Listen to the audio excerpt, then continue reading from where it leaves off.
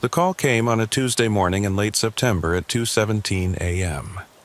I was still awake, sitting in the field office in Baton Rouge, drinking a cup of coffee that had gone cold 2 hours earlier. When the dispatcher's voice crackled over the speaker, I sensed that particular tension, the kind that signaled something was seriously wrong. "Agent Rowan, we have a problem." The last signal from federal confidential informant Marcus Landry came in at 1:52 a.m., 40 miles south of Baton Rouge, near Bayou Sorrel. The dispatcher's voice trailed off. "GPS coordinates are fixed but immobile. No response to calls for the last 23 minutes. I set my coffee cup on the table and felt that familiar tightening in my chest. Marcus Landry had been my confidential informant for 18 months, providing us with information about a drug trafficking gang operating in the Louisiana swamps. During active surveillance, he was required to report every 6 hours. The loss of his signal was not only alarming, but potentially catastrophic. "Any last transmission?" I asked, already reaching for my jacket. "Audio only. Dispatch recorded it." There was a clicking sound, then static. Then Marcus's voice came through, barely above a whisper. "Something's not right out here. The water. There's movement in the water. Not a gator, something else." A pause, heavy breathing. "I'm going to..." Then, nothing. Just the wet sound of something dragging across a surface, like fabric pulled through mud. Then the line went dead. I was in my vehicle within 3 minutes, heading south on Highway 1 with emergency lights cutting through the pre-dawn darkness. The September heat hadn't broken yet, and even at this hour the air felt thick and damp against my skin. As I drove, I tried to raise Marcus on every available channel. Nothing came back except static, and the occasional garbled word that might have been interference, or might have been something else entirely. The GPS coordinates led me to a boat launch near Pierre Part, where the road ended and the bayou began. I'd been out here before during an earlier phase of the investigation, but never this deep and never alone. The launch was deserted, except for my vehicle and one other, a rusted pickup truck that I recognized as belonging to Marcus. His boat was gone. I pulled out my tactical flashlight and swept it across the launch area. The beam caught fresh tire tracks in the mud, recently made, leading down to where the water lapped against the concrete ramp. But there was something else, too. Drag marks, as if something heavy had been pulled from the truck bed to the water's edge. The marks were irregular, not like a boat trailer would make. More organic somehow. The air smelled wrong. Bayou water always has that particular scent. A mix of decay and life, mud and vegetation. But this was different, sharper, almost metallic, like old blood mixed with something I couldn't quite identify. I've been doing this work for 12 years, and I've learned to trust my instincts about smell. This smell was telling me to turn around. Instead, I called it in. "Dispatch, Agent Rowan, I'm at the Pierre Part launch. Subject's vehicle is here, but no sign of subject, requesting backup in a search boat." The response came back within seconds. "Copy that, Agent Rowan. Closest backup is 40 minutes out. Marine unit is 2 hours minimum. Do you want to wait for support?" I looked out at the dark water, knowing that every minute counted if Marcus was still alive out there. The GPS coordinates placed his last known location about 3 miles into the swamp, following the cypress-lined channels that wound through the marsh like veins. 3 miles wasn't far by land, but in a Louisiana swamp at 3 in the morning, it might as well have been another country. "Negative," I said. "I'm going in. I'll maintain radio contact." I should have waited. That's what the protocols say, what my training demanded. But Marcus was my responsibility, and if there was even a chance he was alive, injured, waiting for help in that black water, I couldn't justify sitting on my hands for 2 hours while a Marine unit mobilized. There was a rental agency next to the launch that kept a few aluminum boats chained up for fishermen. I knew the owner, a man named Boudreaux, who'd helped us before. I called him, woke him up, explained the situation. He gave me permission to take one of the boats and the location of the key. Within 10 minutes, I had a 12-foot aluminum boat in the water with a small outboard motor attached. The motor started on the third pull, coughing blue smoke into the humid air. I loaded my gear, weapon, radio, flashlight, first aid kit, GPS unit, and pushed off from the launch. The boat rocked as it found its equilibrium in the dark water, and for a moment, I just sat there, feeling the vastness of the swamp opening up around me like a living thing. The beam of my flashlight cut through the darkness ahead, illuminating a narrow channel between towering cypress trees. Spanish moss hung from the branches like gray curtains, perfectly still in the windless air. The water was black as oil, reflecting nothing, absorbing everything. I could see about 20 feet ahead before the light simply stopped, swallowed by the darkness. I followed the GPS coordinates, keeping the motor at low throttle to minimize noise. The channel twisted and turned, splitting into smaller channels that split again, creating a maze of waterways that all looked identical in the dark. Without the GPS, I would have been hopelessly lost within minutes. The cypresses crowded closer on both sides, their knobby roots breaking the water's surface like knuckles. After about a mile, I cut the motor to listen. The silence was immediate and total. No birds, no insects, no sound of wind or water moving. Just a dead, heavy silence that pressed against my eardrums. I tried the radio again. "Dispatch, Agent Rowan. I'm approximately 1 mile in, heading southwest toward subject's last known position. Radio check." The response came back broken and distorted. "Opie. Rowan. Signal. Weak?"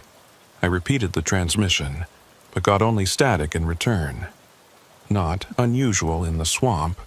The dense vegetation and the minerals in the water could play hell with radio signals, but it added another layer of isolation to an already tense situation. I restarted the motor and continued deeper into the bayou. The channel narrowed further until the cypress branches nearly met overhead, blocking out what little starlight penetrated the cloud cover. My flashlight beam became the only source of illumination, and I found myself checking behind me more and more frequently, unable to shake the feeling that something was following just beyond the reach of the light. At the 2-mile mark, I saw the first sign of Marcus, a piece of his equipment, a waterproof document bag we'd issued him, floating in the water near the base of a large cypress. I cut the motor and drifted closer, using an oar to fish the bag out of the water. It was open, empty, the seal broken. Marcus wouldn't have opened it out here unless something had gone seriously wrong. I played the flashlight beam across the surrounding water, looking for any other signs. That's when I noticed the marks on the cypress trunk. Long, parallel gouges in the bark, fresh enough that the wood underneath still showed pale and raw. 4 marks, evenly spaced, starting about 3 feet above the waterline and dragging down, like something with claws had tried to climb the tree, or pull itself up from the water. The hair on the back of my neck stood up. Louisiana gators don't climb trees, and even if they did, their claws don't make marks like that. These were too deliberate, too evenly spaced, almost like fingers. I checked the GPS. Marcus's last known position was less than half a mile ahead, where the channel opened into a wider area marked on the map as Cypress Sink. I'd never been there before, but I'd heard the local fishermen talk about it. A deep pool surrounded by ancient cypress trees, a place where the water was said to be over 30 feet deep in the center. They said things got lost in Cypress Sink. Boats, equipment, people. The water had a current there that pulled things down and never gave them back. As I approached the sink, the channel widened gradually, the cypress trees spreading out to form a rough circle around a pool of dark water. The surface was perfectly still, like glass, reflecting the beam of my flashlight back at me. I cut the motor again and let the boat drift into the open area. "Marcus," I called out, my voice sounding small and flat in the open air. "Marcus Landry, can you hear me? It's Agent Rowan." Nothing. Not even an echo. The sound just died, absorbed by the water and the trees as if it had never existed. I checked the GPS again. The coordinates placed Marcus's last signal right here in the center of Cypress Sink. I played my flashlight across the water, looking for any sign of him or his boat. The beam caught something near the far edge of the sink, a shape that didn't belong. I paddled closer, my heart rate climbing. It was Marcus's boat, or what was left of it. The aluminum hull was crumpled inward on one side, as if something had grabbed it and crushed it like a beer can. It was partially submerged, the bow pointing up at an angle, while the stern sat below the waterline. There was no sign of Marcus. I brought my boat alongside and examined the damage more closely. The metal was bent inward in a pattern that made no sense, not like it had hit a submerged log or rock, but like it had been squeezed by something with tremendous force. The edges of the torn metal were sharp and clean, as if whatever had done this had punched through the hull from outside. Inside the boat, I found Marcus's radio and his weapon, both still secured in their cases. If he'd abandoned ship, he'd done it so quickly that he hadn't grabbed either one. There was also his phone, the screen cracked but still powered on. I picked it up carefully, noting the water damage but hoping it might still hold some information. The phone's lock screen showed 1:47 a.m., 5 minutes before his last transmission. I tried to unlock it, but the screen was too damaged to respond to touch. I bagged it as evidence, making a mental note to have the tech team pull whatever data they could from it. That's when I heard it.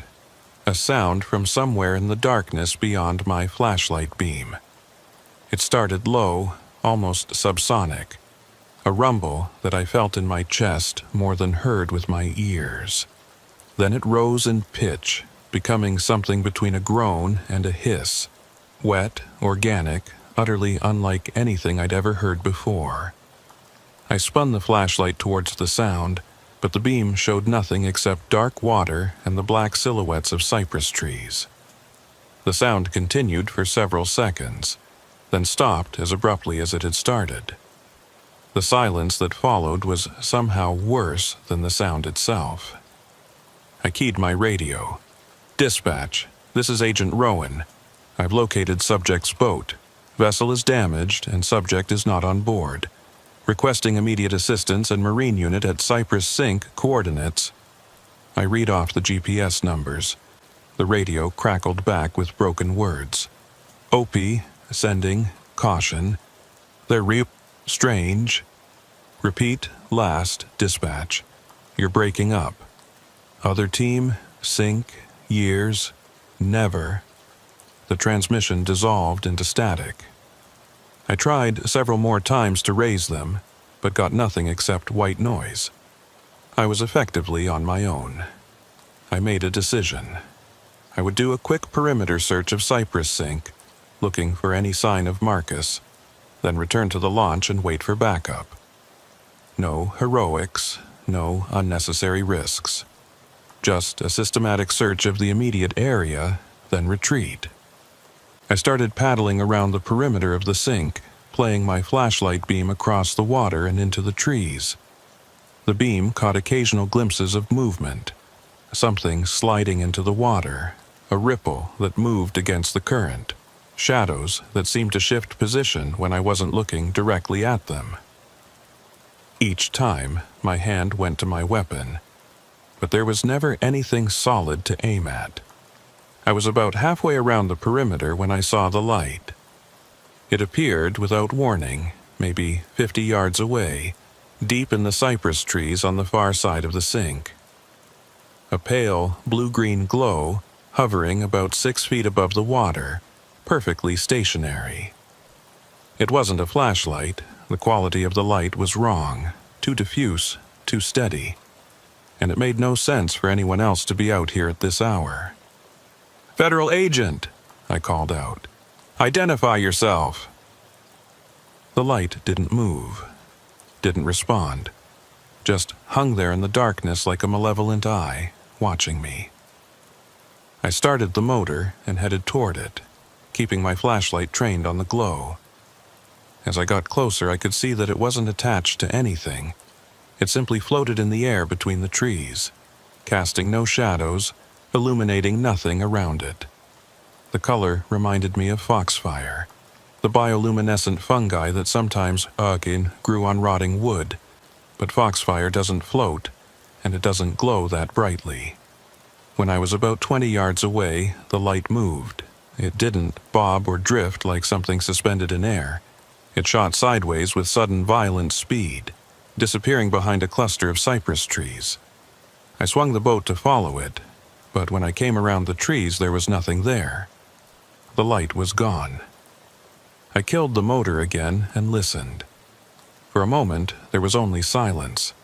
Then I heard it, a sound like wet breathing, rhythmic and slow, coming from somewhere close by.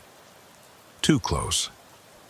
I spun the flashlight in a circle, checking all sides of the boat, but saw nothing. The breathing stopped.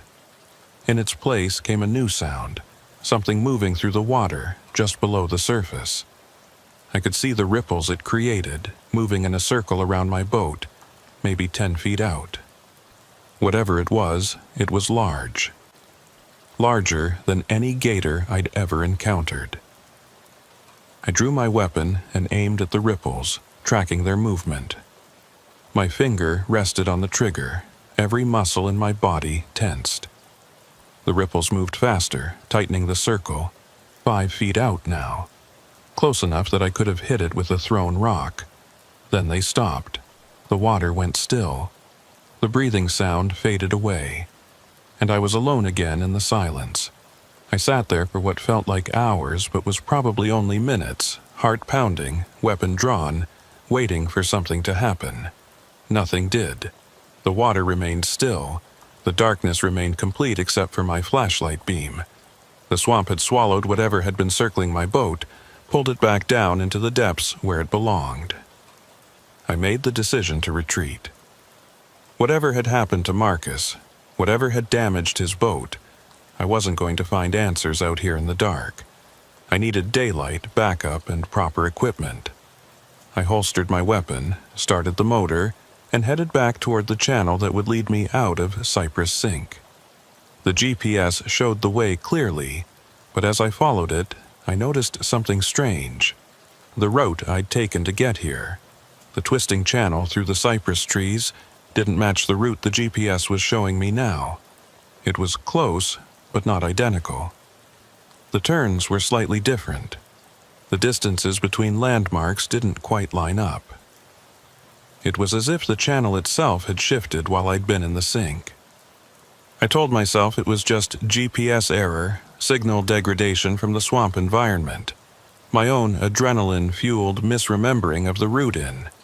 But I couldn't shake the feeling that something about the geography had changed, that the swamp had rearranged itself while I wasn't paying attention. The trip back to the launch took longer than the trip in. The channel seemed narrower, more restrictive. Twice, I had to backtrack when the GPS indicated I'd gone the wrong way. The motor sputtered several times, coughing, and nearly dying before catching again. And all the while, I couldn't shake the sensation of being followed, of something keeping pace with me just beyond the reach of my flashlight. When I finally emerged from the channel and saw the lights of the boat launch ahead, the relief was almost overwhelming. The sun was just starting to lighten the eastern horizon, turning the sky from black to deep purple. I'd been in the swamp for nearly 3 hours, though it felt like much longer. Backup had arrived while I was gone, 2 patrol units and an FBI vehicle. Special Agent Dalton Briggs was waiting for me at the launch, along with 2 local deputies. Briggs was a veteran agent, 20 years with the Bureau, and someone whose judgment I trusted implicitly. "Rowan," he called out as I tied up the boat. "You look like hell. What happened out there?" I climbed out of the boat, my legs unsteady on solid ground. "Marcus is gone. I found his boat, damaged, no sign of him. Something's wrong out there, Briggs. Something that doesn't fit." I spent the next hour giving my report while the sun came up over the bayou. I told them everything: the damaged boat, the strange sounds, the light, the movement in the water.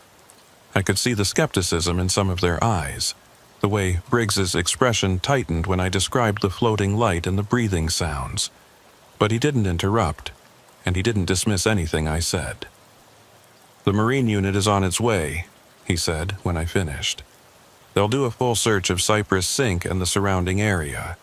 We're also bringing in a dive team from New Orleans. If Marcus is in that water, we'll find him." But they didn't. The Marine unit searched for 3 days, covering every inch of Cypress Sink and the channels around it. The dive team went down as deep as they could safely go, probing the murky bottom with specialized equipment. They found nothing. No body, no additional evidence, no explanation for what had happened to Marcus Landry. They did find something else, though. When the dive team examined Marcus's boat more closely in daylight, they discovered traces of an organic compound in the damaged metal, something the initial analysis couldn't identify. It wasn't fish slime, wasn't plant matter, wasn't anything in the standard database. The lab kept the samples for further analysis, but no conclusive results ever came back. The official report listed Marcus Landry as missing, presumed dead, cause unknown. The investigation was kept open but moved to cold case status after 6 months. The drug trafficking operation we'd been investigating fell apart without Marcus's intelligence, and the people he'd been feeding us information about scattered to the wind. But that's not the end of the story. At least not for me. I went back to Cypress Sink 3 more times over the following weeks.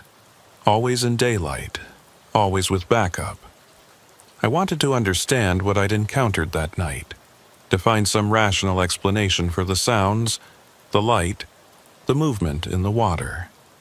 Each time the place seemed different, quieter, emptier, more like just another Louisiana swamp and less like the malevolent presence it had felt like in the darkness.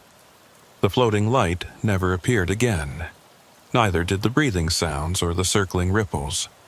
It was as if whatever had been there that night had retreated back into the deep places, content to remain hidden in the daylight world. But sometimes, late at night when I'm trying to fall asleep, I hear it again. That wet, dragging sound from Marcus's last transmission. The sound of something moving through water. Something that doesn't belong.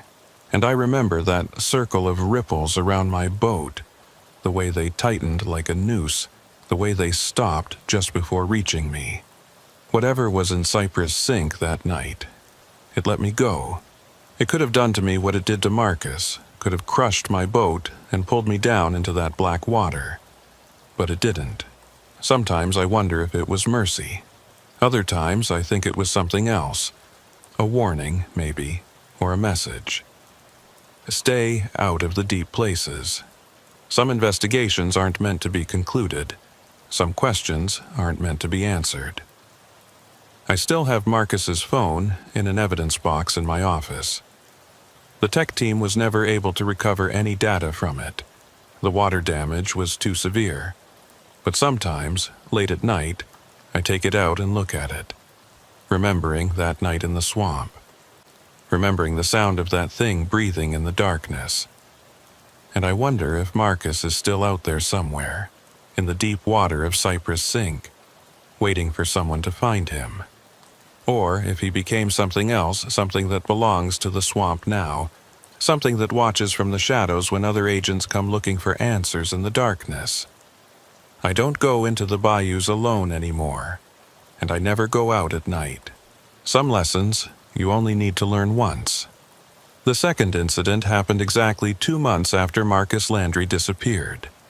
By then, I'd almost convinced myself that what I'd experienced in Cypress Sink had been a combination of stress, darkness, and an overactive imagination.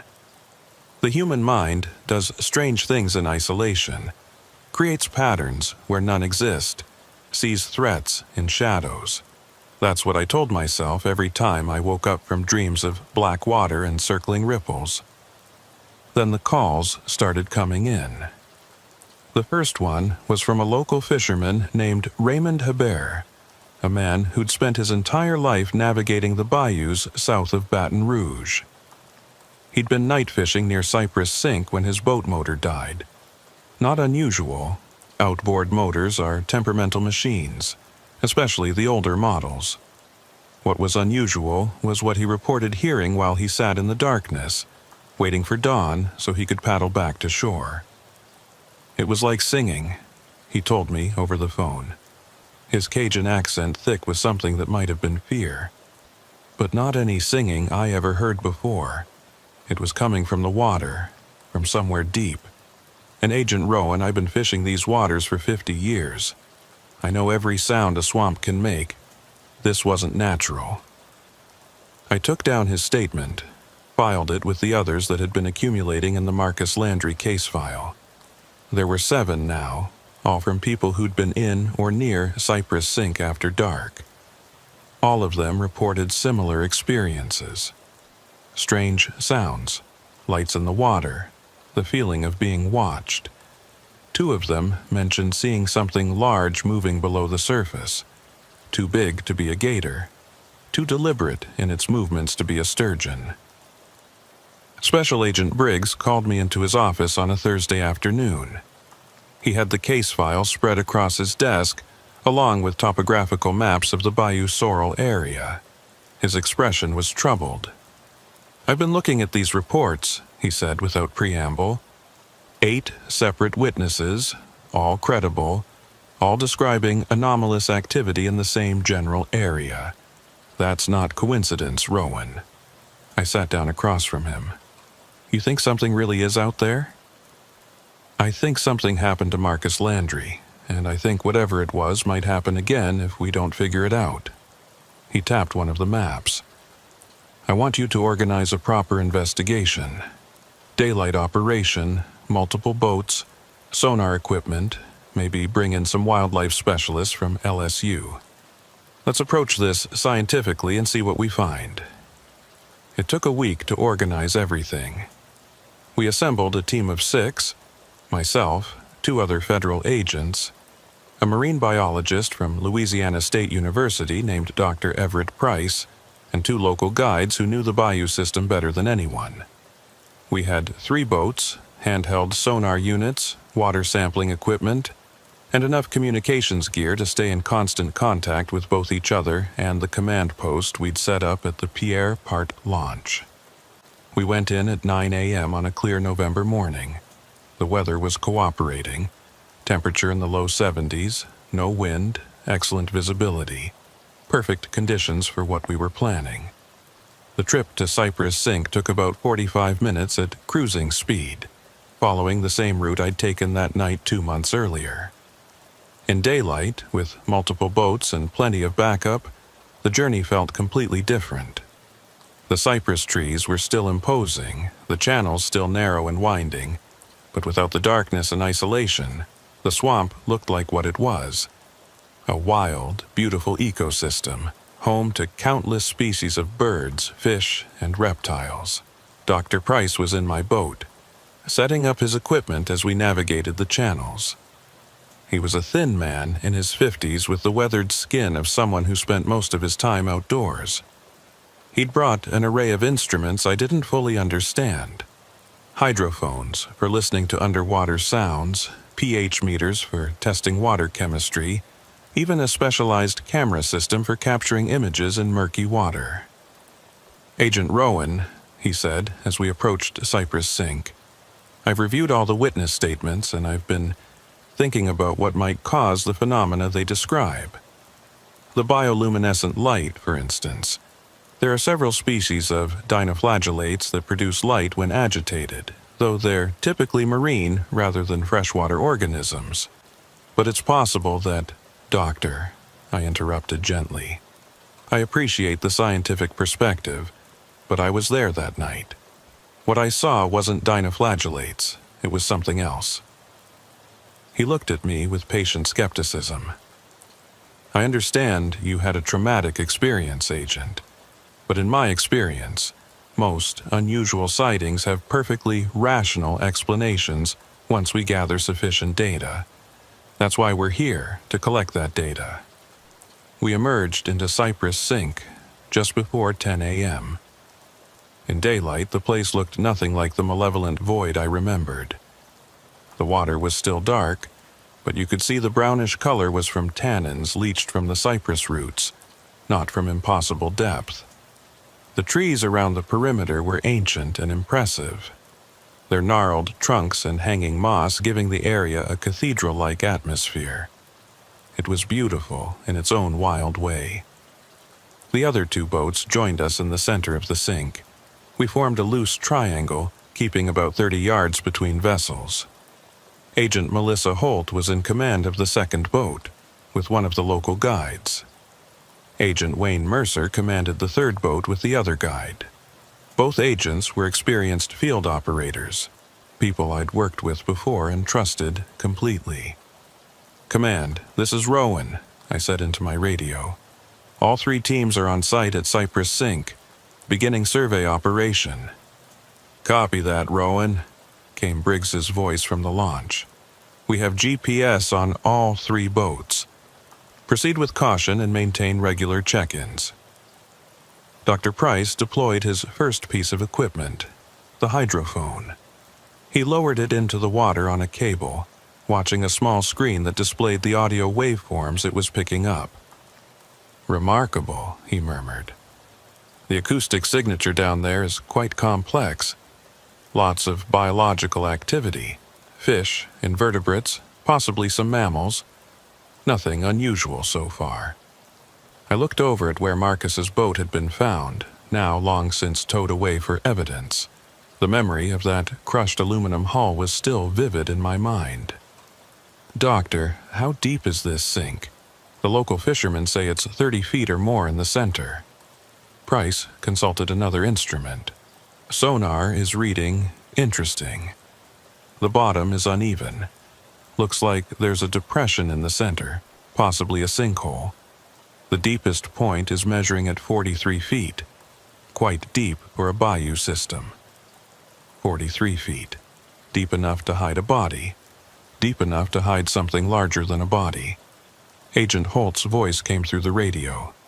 "Rowan, I'm getting some strange readings on my fish finder, showing a large mass at about 20 feet, maybe 50 yards to your northeast, moving slowly." I turned my boat in that direction, Dr. Price still monitoring his equipment. "How large?" "Hard to say. The return is diffuse, not solid. Could be a school of fish, could be a large submerged log, could be... hell, I don't know what else it could be." As we motored toward the contact, Price's hydrophone suddenly came alive with sound. He adjusted the volume, and we could all hear it. A low-frequency rumble, almost subsonic, that seemed to be coming from somewhere deep below us. It rose and fell in a rhythmic pattern, not quite regular enough to be mechanical, but too regular to be random. "That's not any fish I've ever recorded," Price said, his earlier skepticism replaced by intense focus. "The frequency is too low, and the pattern is too complex. It's almost like vocalization, communication, maybe." The sound continued for about 30 seconds, then stopped abruptly. Price played it back, analyzing the waveform on his screen. "If I didn't know better, I'd say this was whale song. But we're in a freshwater bayou in Louisiana, so that's impossible." I keyed my radio. "All units, did everyone hear that sound through the hydrophones?" Both other boats confirmed they had. Agent Mercer added, "And not just through the hydrophones. We heard it through the hull of the boat, too." Whatever made that sound, it's big and it's close. We spent the next 2 hours systematically searching Cypress Sink, running sonar sweeps, taking water samples, deploying underwater cameras. Price filled notebooks with observations, growing increasingly puzzled by what we were finding. "The water chemistry is unusual," he said, frowning at his pH meter. "More acidic than it should be, and there are trace minerals I can't identify without laboratory analysis. The temperature is also strange. It's several degrees colder than the surrounding bayou water, which suggests an underground spring feeding this sink. That could explain the unusual depth." The underwater cameras captured murky footage of the bottom. Lots of fallen logs, some old tires and debris, the skeletal remains of several large fish. But nothing that would explain Marcus's disappearance or the reports from witnesses. At around noon, we broke for lunch, all 3 boats rafting together in the center of the sink. The local guides shared their thoughts about the area as we ate. "My pawpaw used to fish here when he was young," said one of them, a man named Jules Thibodeau. "He told me stories about this place. Said the old Chitimacha Indians wouldn't come here, called it a bad water. Said things went in and didn't come out." "Superstition," Dr. Price said dismissively. "Every isolated body of water has legends attached to it." "Maybe," Jules said, unbothered by Price's skepticism. "But my pawpaw was a practical man, Agent, not given to tall tales. And he told me he saw something here once when he was a boy. Something big in the water, bigger than any gator. Said it surfaced for just a moment, just long enough for him to see it wasn't any animal he recognized. Then it went back down and never came up again." I thought about the ripples that had circled my boat that night, the way they'd tightened around me like a predator assessing prey. Did he say what it looked like? He wouldn't talk about it in detail. But he never came back here after that day, and he warned me to stay away too. Of course, I didn't listen. Been guiding fishing trips out here for years, and I never seen nothing unusual. He paused. Until 2 months ago, night after that federal man disappeared. I was running a late trip, and we passed by here around 11 p.m. We all heard it, that singing sound, like what we heard today, but louder, clearer. Scared my clients so bad they insisted we head back immediately. I didn't argue with them. The afternoon passed without incident. We continued our surveys, documented everything we could, collected samples that Dr. Price promised to analyze thoroughly. By 3 p.m., we'd covered every section of Cypress Sink at least twice. We'd found nothing that would explain the anomalies, nothing that would account for Marcus's disappearance. "I think we should call it," Agent Holt said over the radio. "We've been thorough, and we're not finding anything actionable. Maybe whatever was here that night is gone now." I was about to agree when Dr. Price's equipment came alive again. The hydrophone was picking up that same low-frequency sound, but louder this time, closer. And there was something else, a higher-pitched sound layered over it, almost like clicks or snaps. "That's echolocation," Price said, excitement creeping into his voice. "Something down there is using sonar mapping its environment. But the signature is all wrong for any freshwater species I know. The frequency range is too broad, too sophisticated." The clicking sounds intensified, and I realized they were coming from multiple directions. Whatever was making them, there was more than one, and they were surrounding us. "All boats, stay close," I ordered, feeling that familiar tension returning to my chest. "Keep engines running and be ready to move." The clicking sounds continued for perhaps a minute, seeming to move around us in a coordinated pattern. Then they stopped. The silence that followed was absolute. Even the normal background sounds of the swamp seemed to have ceased.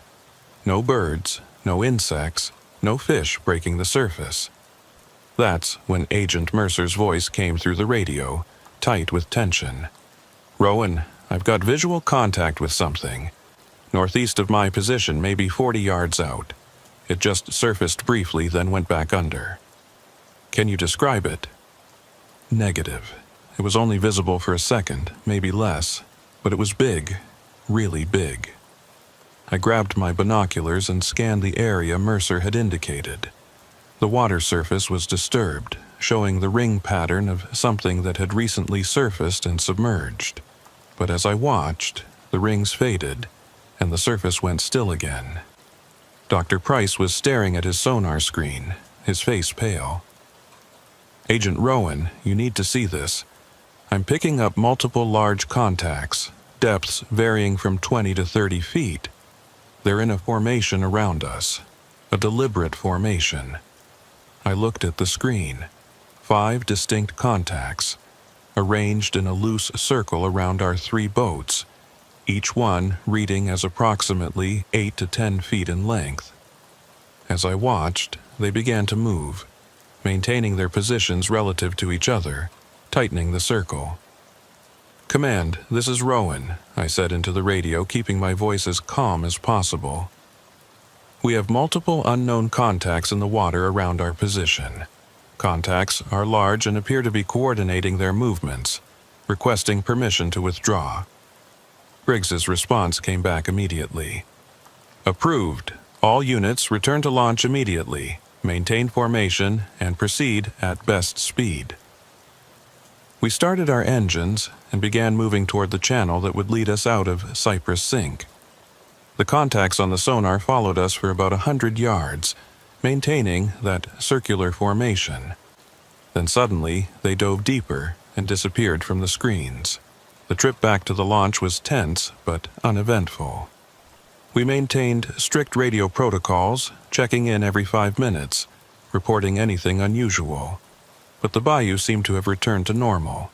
Birds calling in the trees, fish jumping, the normal sounds and movements of a Louisiana swamp.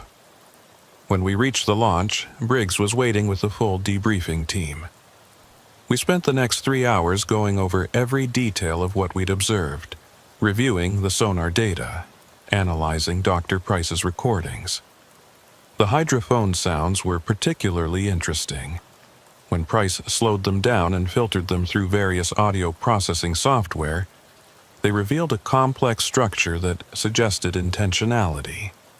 "If I didn't know these were recorded in a Louisiana bayou," one of the audio technicians said, "I'd swear these were whale communications.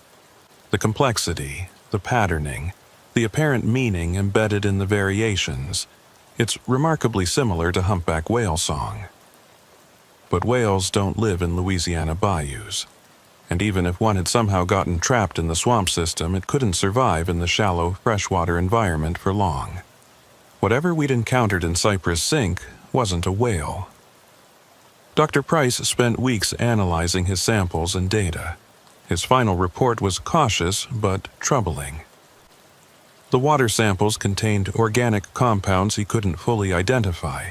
The acoustic recordings suggested the presence of large, possibly intelligent aquatic life, and the sonar data indicated coordinated behavior that was highly unusual for any known freshwater species.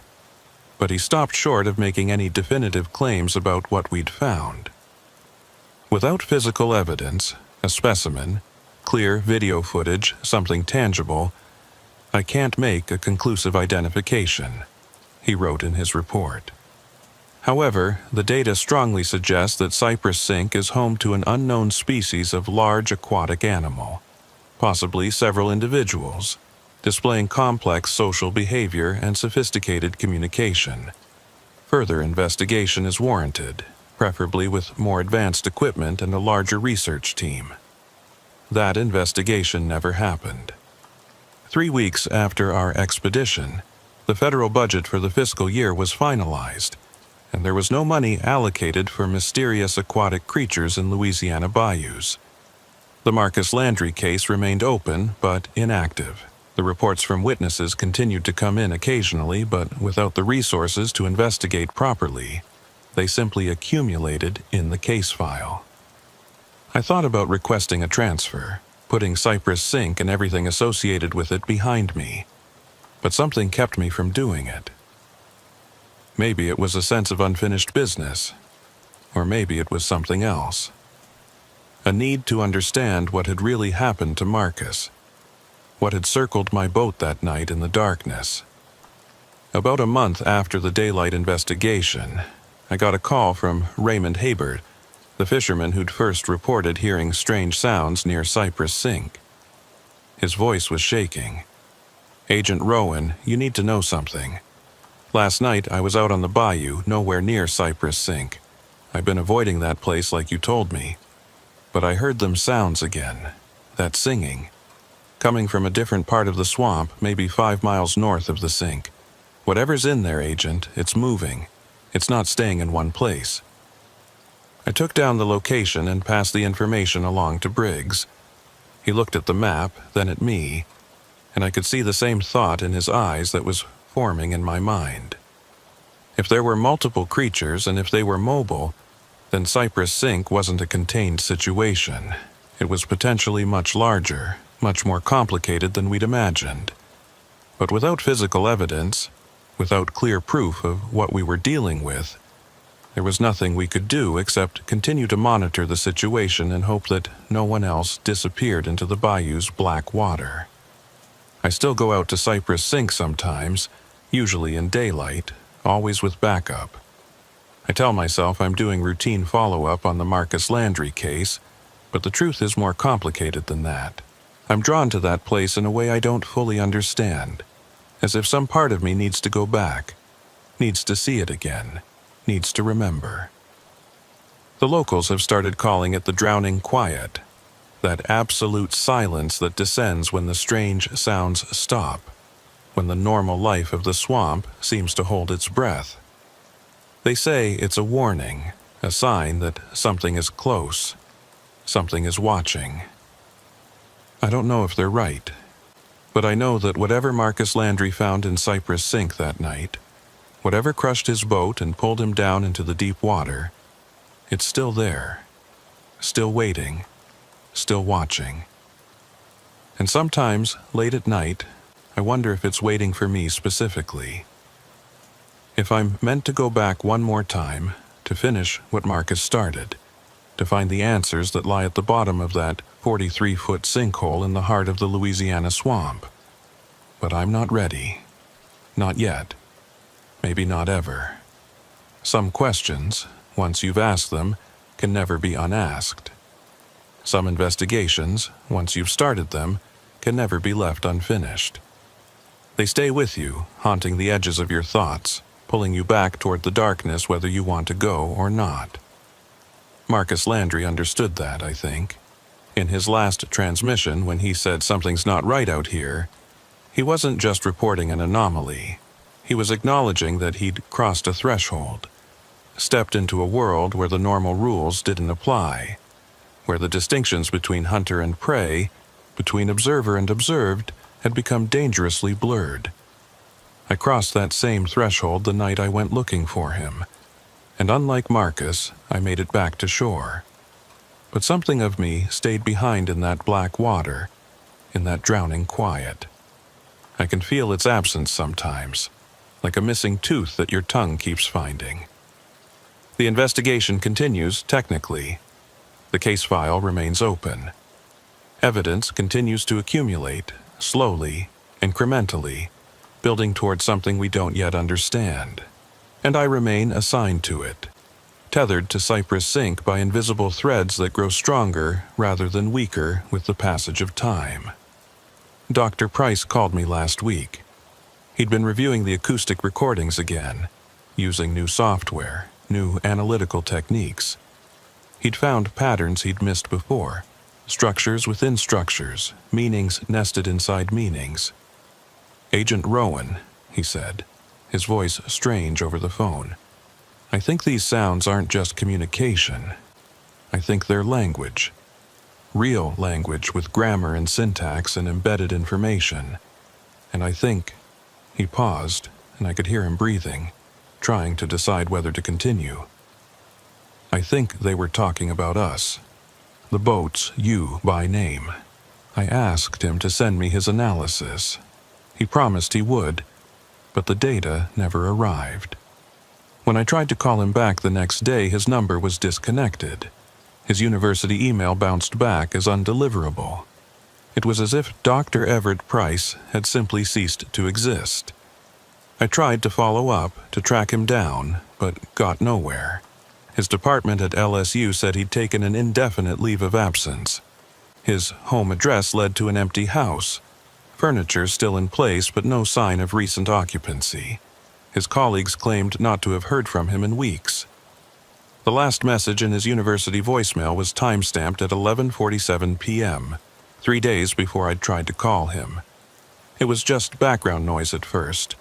Wind, maybe, or water moving. And then that sound, that wet breathing I'd heard in Cypress Sink, close enough to the microphone that it distorted the recording. Then Dr. Price's voice, barely a whisper. I understand now. They've been here all along. We're the ones who don't belong. The message ended. There were no further communications. Special Agent Briggs told me to drop it, to focus on the Landry case and let university security handle the missing professor. But I knew there was a connection, knew that Price had found something in those recordings that had led him to some kind of revelation. A revelation that had cost him everything. I have the acoustic data on my personal drive now, encrypted and backed up in multiple locations. I've listened to it hundreds of times, trying to hear what Price heard, trying to understand the patterns he'd discovered. And sometimes, late at night with good headphones, I think I catch glimpses of it. Meanings that slide past just as I'm about to grasp them, words in a language that predates human language, that exists in frequencies and rhythms we were never meant to decode. They were talking about us. By name. How is that possible? How could something living in a Louisiana bayou know my name, know who I am, unless they've been listening, watching, learning, for longer than we've been aware of them? Maybe for as long as humans have been navigating these waterways, maybe longer. The Chitimaca called it bad water, avoided it for reasons they never fully articulated. Maybe they knew. Maybe their ancestors had learned, over generations, that some places are meant to remain unexplored, some mysteries are meant to stay unsolved. The drowning quiet continues. Reports still come in, more frequently now, from a wider area.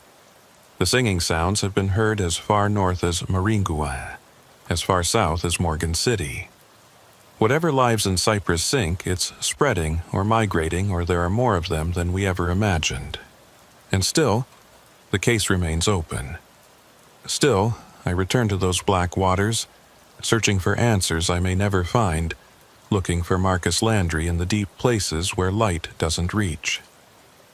The swamp keeps its secrets, and some of those secrets, I'm beginning to believe, are meant to be kept.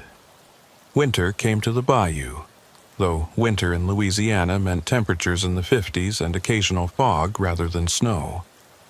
The fog was the worst part. It would roll in from the Gulf at night, thick and damp and impenetrable, turning the swamp into a maze where even the most experienced guides could lose their way.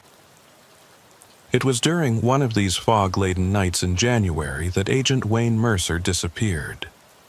Mercer had been part of the daylight investigation at Cypress Sink, one of the agents who'd been in the boat when we'd picked up those coordinated contacts on sonar.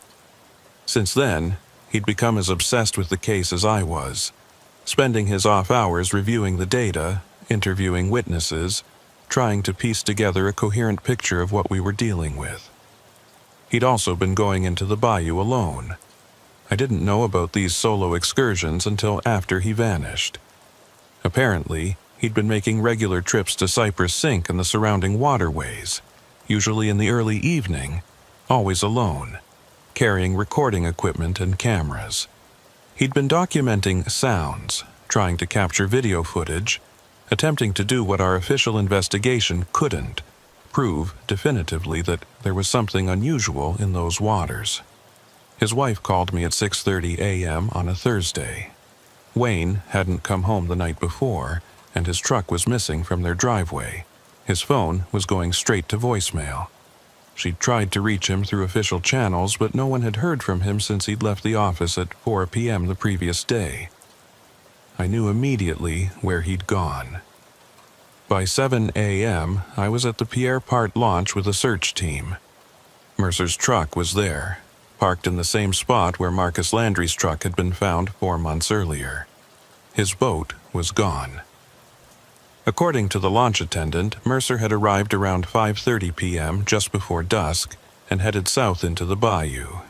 He hadn't returned. Special Agent Briggs pulled me aside before we launched our own boats. "Rowan, I need you to be straight with me. Has Mercer been going out there alone? Has he been conducting unauthorized investigations?" I couldn't lie to him. "I don't know for certain, but it's possible. He's been as invested in this case as I am, maybe more so." Briggs's jaw tightened. God damn it. I specifically ordered everyone to stay out of that area without proper authorization and backup. If he's been freelancing... He shook his head. "Find him, Rowan. Bring him back. Whatever's going on in that swamp, we can't afford to lose another agent." The fog hadn't lifted yet, even though the sun was up. Visibility on the water was less than 30 feet, turning the bayou into a series of disconnected fragments. Cypress trunks emerging from white void, channels that appeared and disappeared, sounds that seemed to come from everywhere and nowhere at once. We had 4 boats this time, 8 agents total, all equipped with GPS, radio, flares, and more firepower than was probably necessary for a search and rescue operation. But after what had happened to Marcus, no one was taking chances. The trip to Cypress Sink took twice as long as usual because of the fog. We had to navigate entirely by GPS, unable to see the normal landmarks that marked the route. The outboard motors sounded unnaturally loud in the muffled air, and every splash of water against the hull made me jump. My boat partner was Agent Melissa Holt, who'd also been part of the original daylight investigation.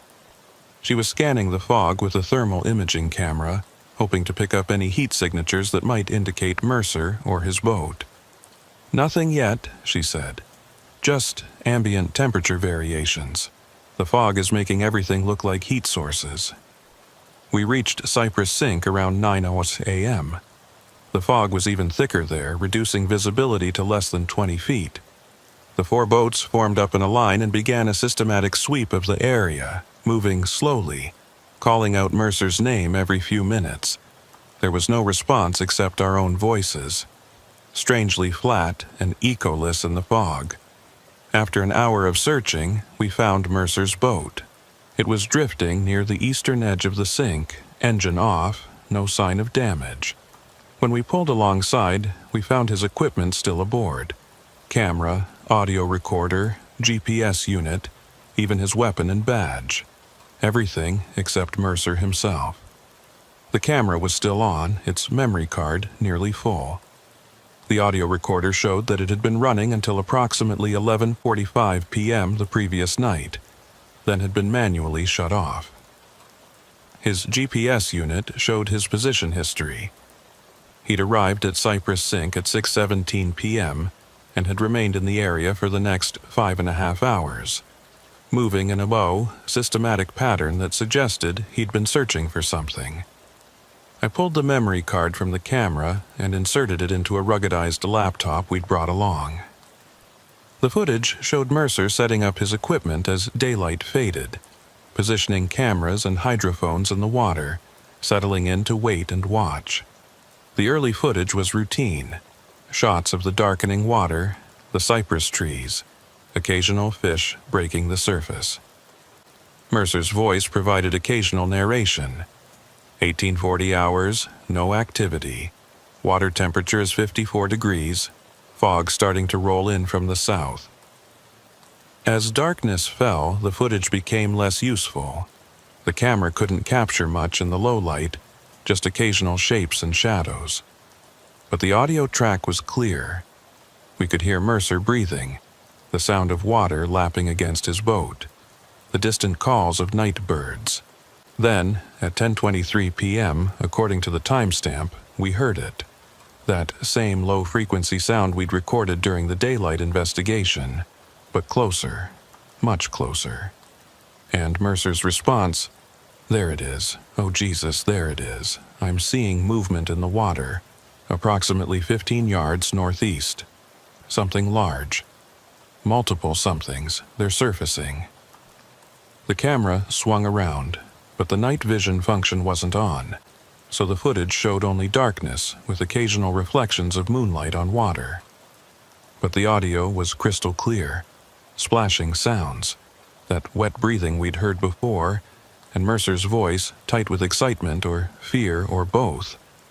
"They're circling the boat. I count at least 5 separate contacts. They're looking at me. I can see their eyes reflecting my flashlight. God, they're huge."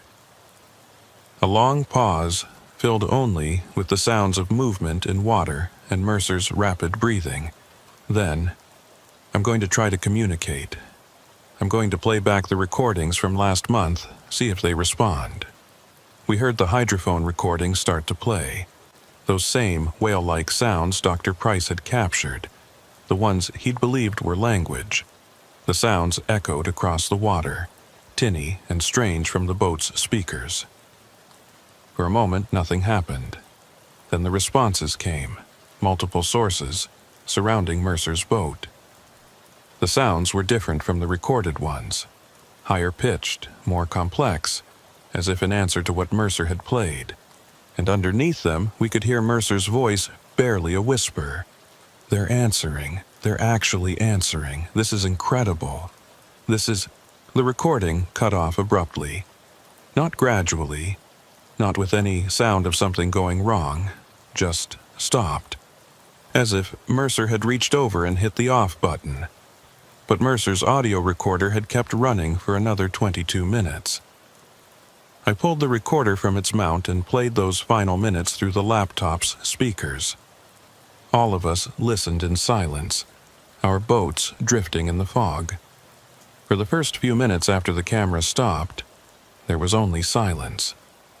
Then Mercer's voice, so quiet we had to turn the volume all the way up to hear him. "I understand now. Price was right. They've been trying to communicate with us. We just didn't. We couldn't comprehend the scale of what they were saying." A long pause, then, "They're showing me something. In the water. They want me to see. I'm going to look." The sound of Mercer moving in the boat, leaning over the side. Then a sharp intake of breath. Oh God, it's Marcus. They kept him. They preserved him somehow. He's down there, suspended in the water, and he looks like he's asleep. But he's not asleep. He's part of it now. Part of their, I don't know what to call it, their colony, their collective. Another pause, longer this time. When Mercer spoke again, his voice had changed. Calmer, almost peaceful. "They're asking if I want to join.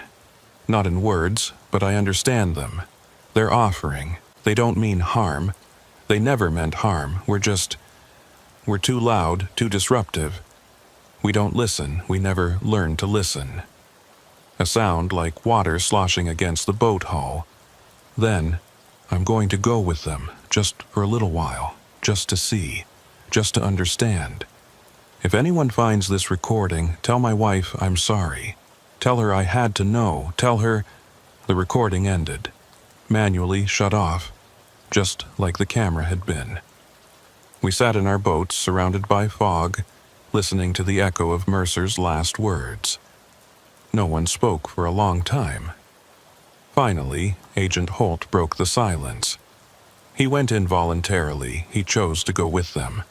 "We don't know that," I said, though even as I spoke the words, I knew they weren't true.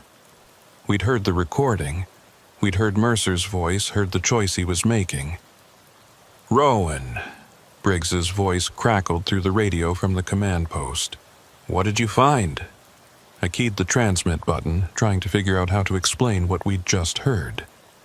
We found Mercer's boat and equipment. We have audio recordings from last night. He made contact with something in the water. Multiple somethings, and I paused, knowing how insane this would sound. He went with them, sir, by choice. He went into the water. The silence on the other end lasted so long I thought we'd lost the connection. Then Briggs spoke, his voice carefully controlled. Repeat that last part, Agent. According to his own audio log, he made voluntary contact with the entities in the water and chose to enter the water with them. His exact words were, "I'm going to go with them." "Christ," Briggs muttered. Then louder, "All units, continue search. Focus on the water around Mercer's boat. If he's down there, we need to find him." We searched for the rest of the day and through the night, using every piece of equipment we had. Sonar, thermal imaging, even underwater drones equipped with lights and cameras. The drones descended into the murky water of Cypress Sink, their lights creating spheres of illumination in the darkness, revealing the debris-covered bottom 43 feet below. But we found nothing. No sign of Mercer, no sign of Marcus Landry, no sign of whatever creatures had been circling Mercer's boat the night before. The sink was empty, lifeless.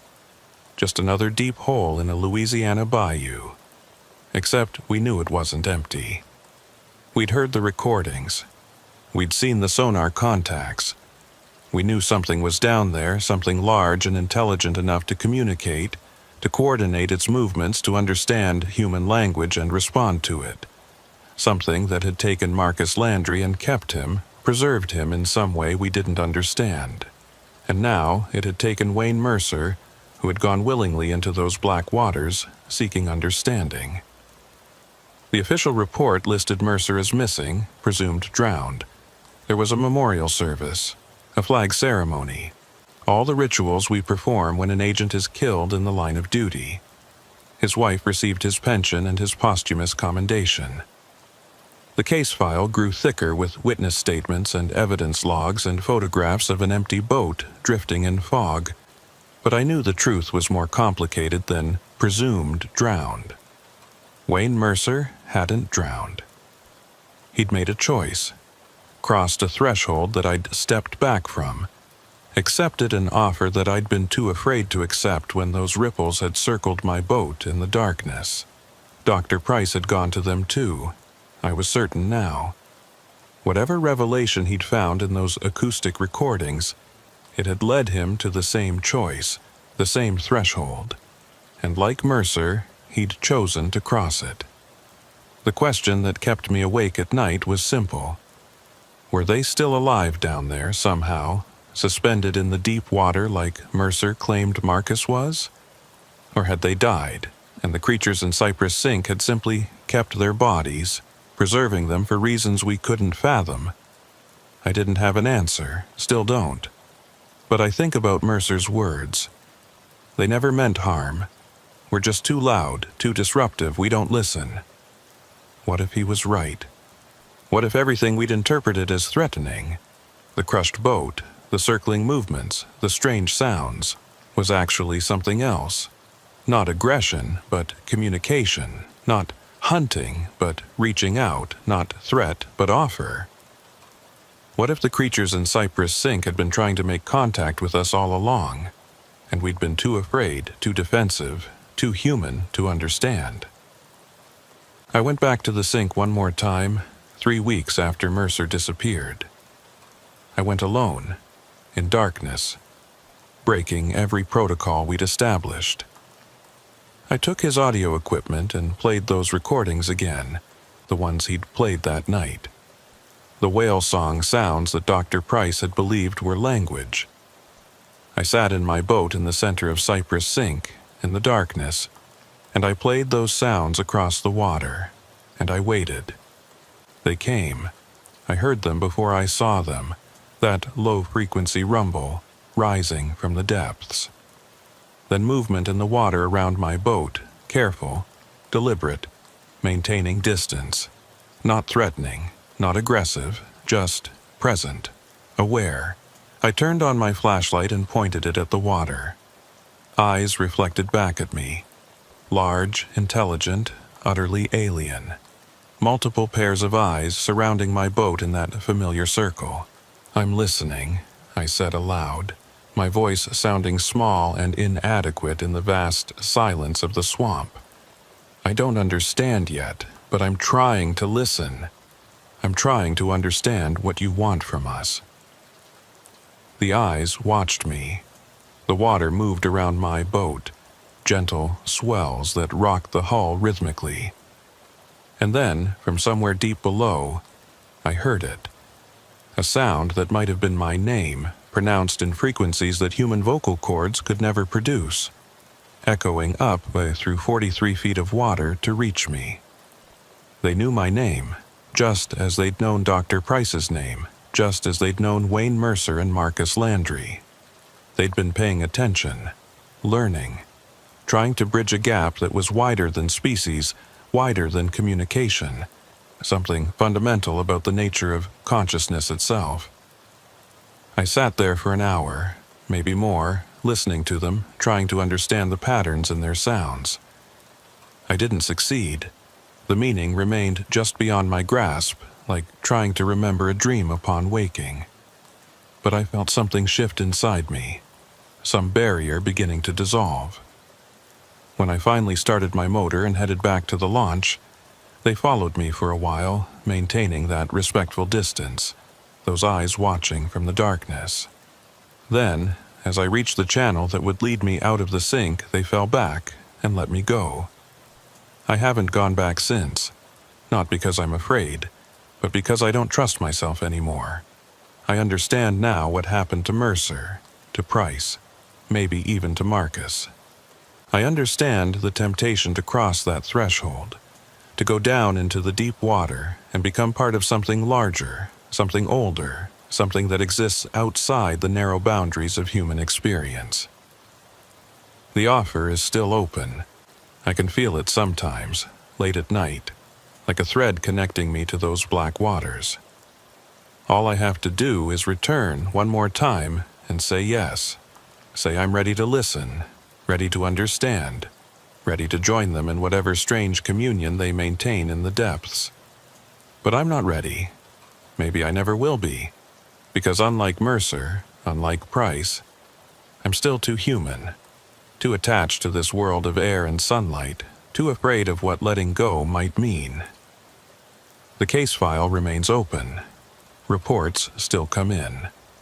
The phenomena continue spreading to new areas, new waterways, and I remain assigned to it, tethered to something I can observe but never fully understand, investigating a mystery that might not want to be solved so much as accepted. The echo game continues. They call, and we respond, and neither side fully understands what the other is trying to say. But the conversation continues in frequencies below hearing and in patterns that dance at the edge of comprehension. And sometimes in the quiet moments before sleep, I hear my name again, pronounced in those impossible tones, rising up from some deep place within my own consciousness, inviting me, waiting for me. I know I'll go back eventually. It's not a question of if, but when. The connection is too strong now, the pull too insistent.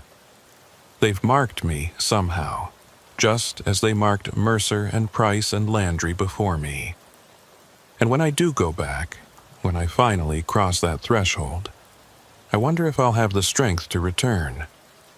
Or if I'll make the same choice they did, accepting the offer, descending into those black waters to join whatever strange collective dwells in the depths of Cypress Sink. The swamp keeps its secrets, but it also makes its offers, and sooner or later, everyone has to decide which is more important, keeping your secrets or accepting the truth, no matter how alien and terrifying it might be. I'm still deciding, but the clock is ticking, and the water is patient, and those eyes are always watching, always waiting, always ready to welcome one more searcher into the darkness. 6 months after Wayne Mercer disappeared, I requested reassignment. It was approved within a week. No questions asked. No resistance from administration. I think Special Agent Briggs was relieved to have me out of Louisiana, away from Cypress Sink and its accumulated mysteries. He never said it directly, but I could see it in his eyes during our final briefing.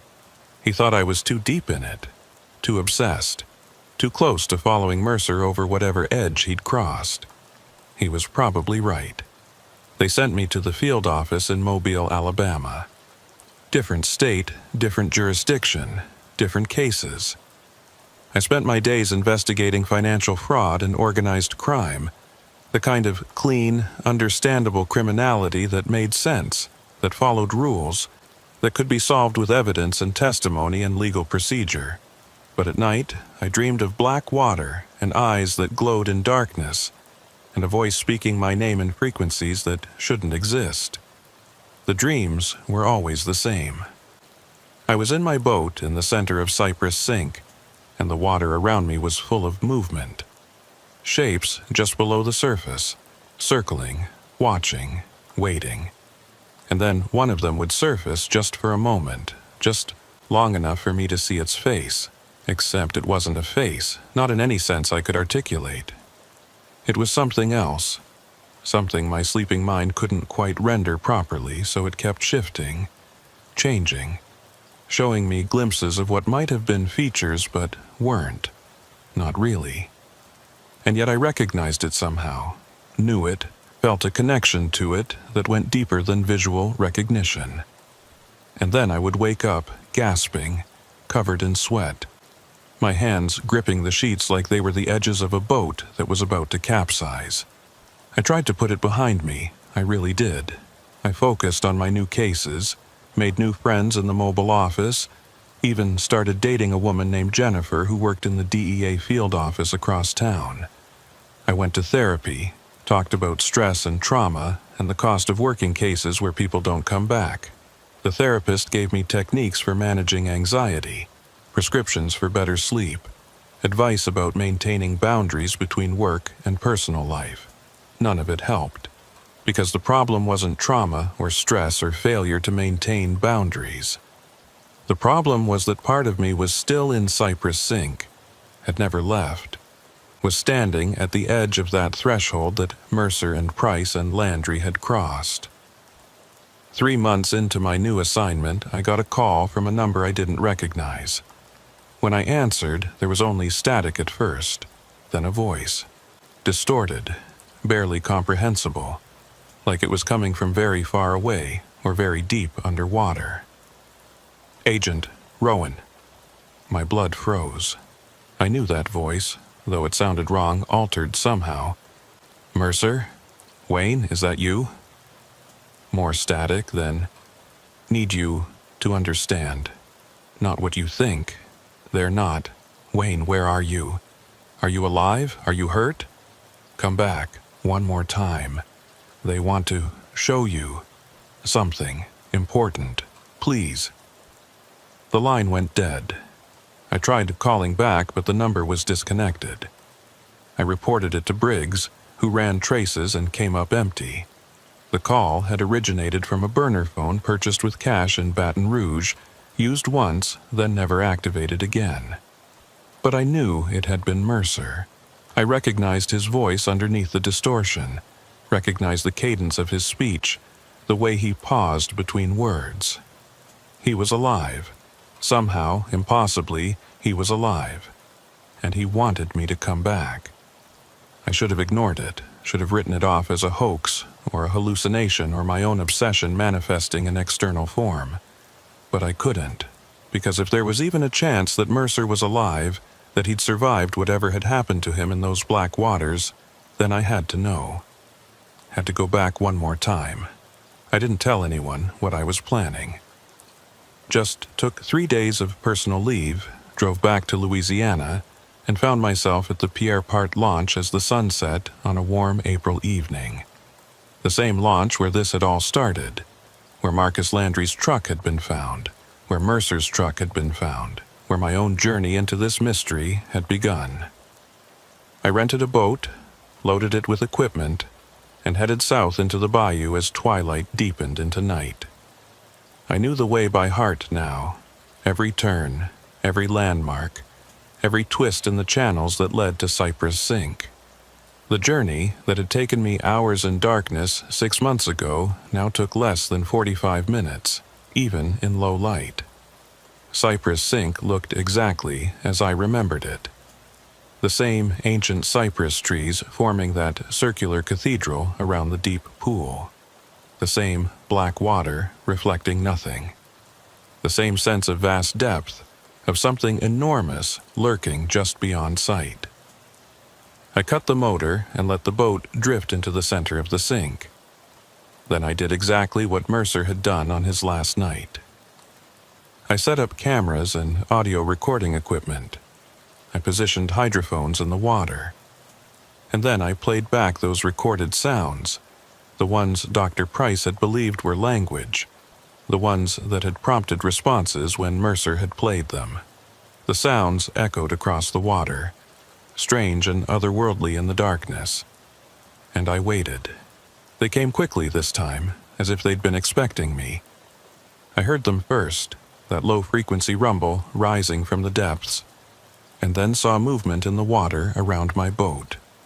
The same circular formation, the same careful coordination, the same sense of intelligent observation. I turned on my flashlight and pointed it at the water.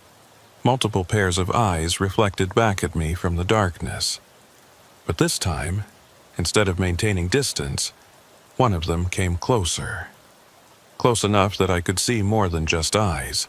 It surfaced about 10 feet from my boat, and my brain struggled to process what I was seeing. It was large, maybe 12 feet long, with a smooth, dark skin that looked almost reptilian but moved with a fluidity that was more mammalian.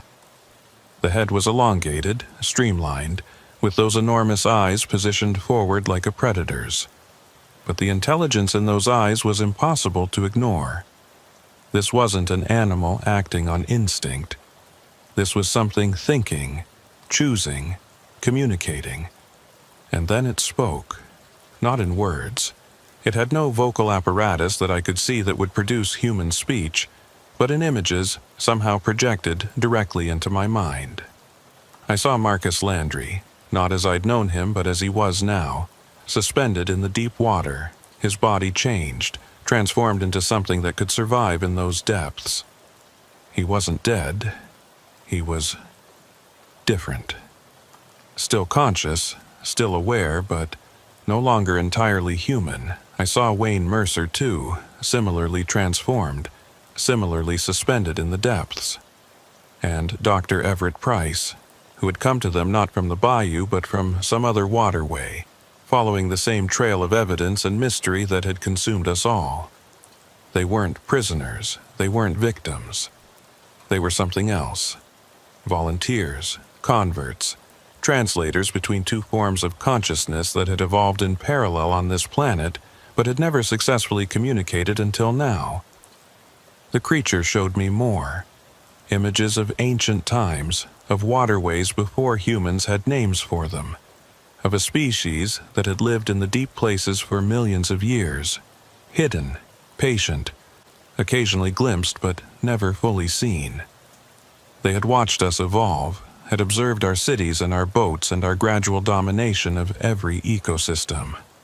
They had tried to communicate with us before, in previous centuries, but we had lacked the technology or the framework to understand them.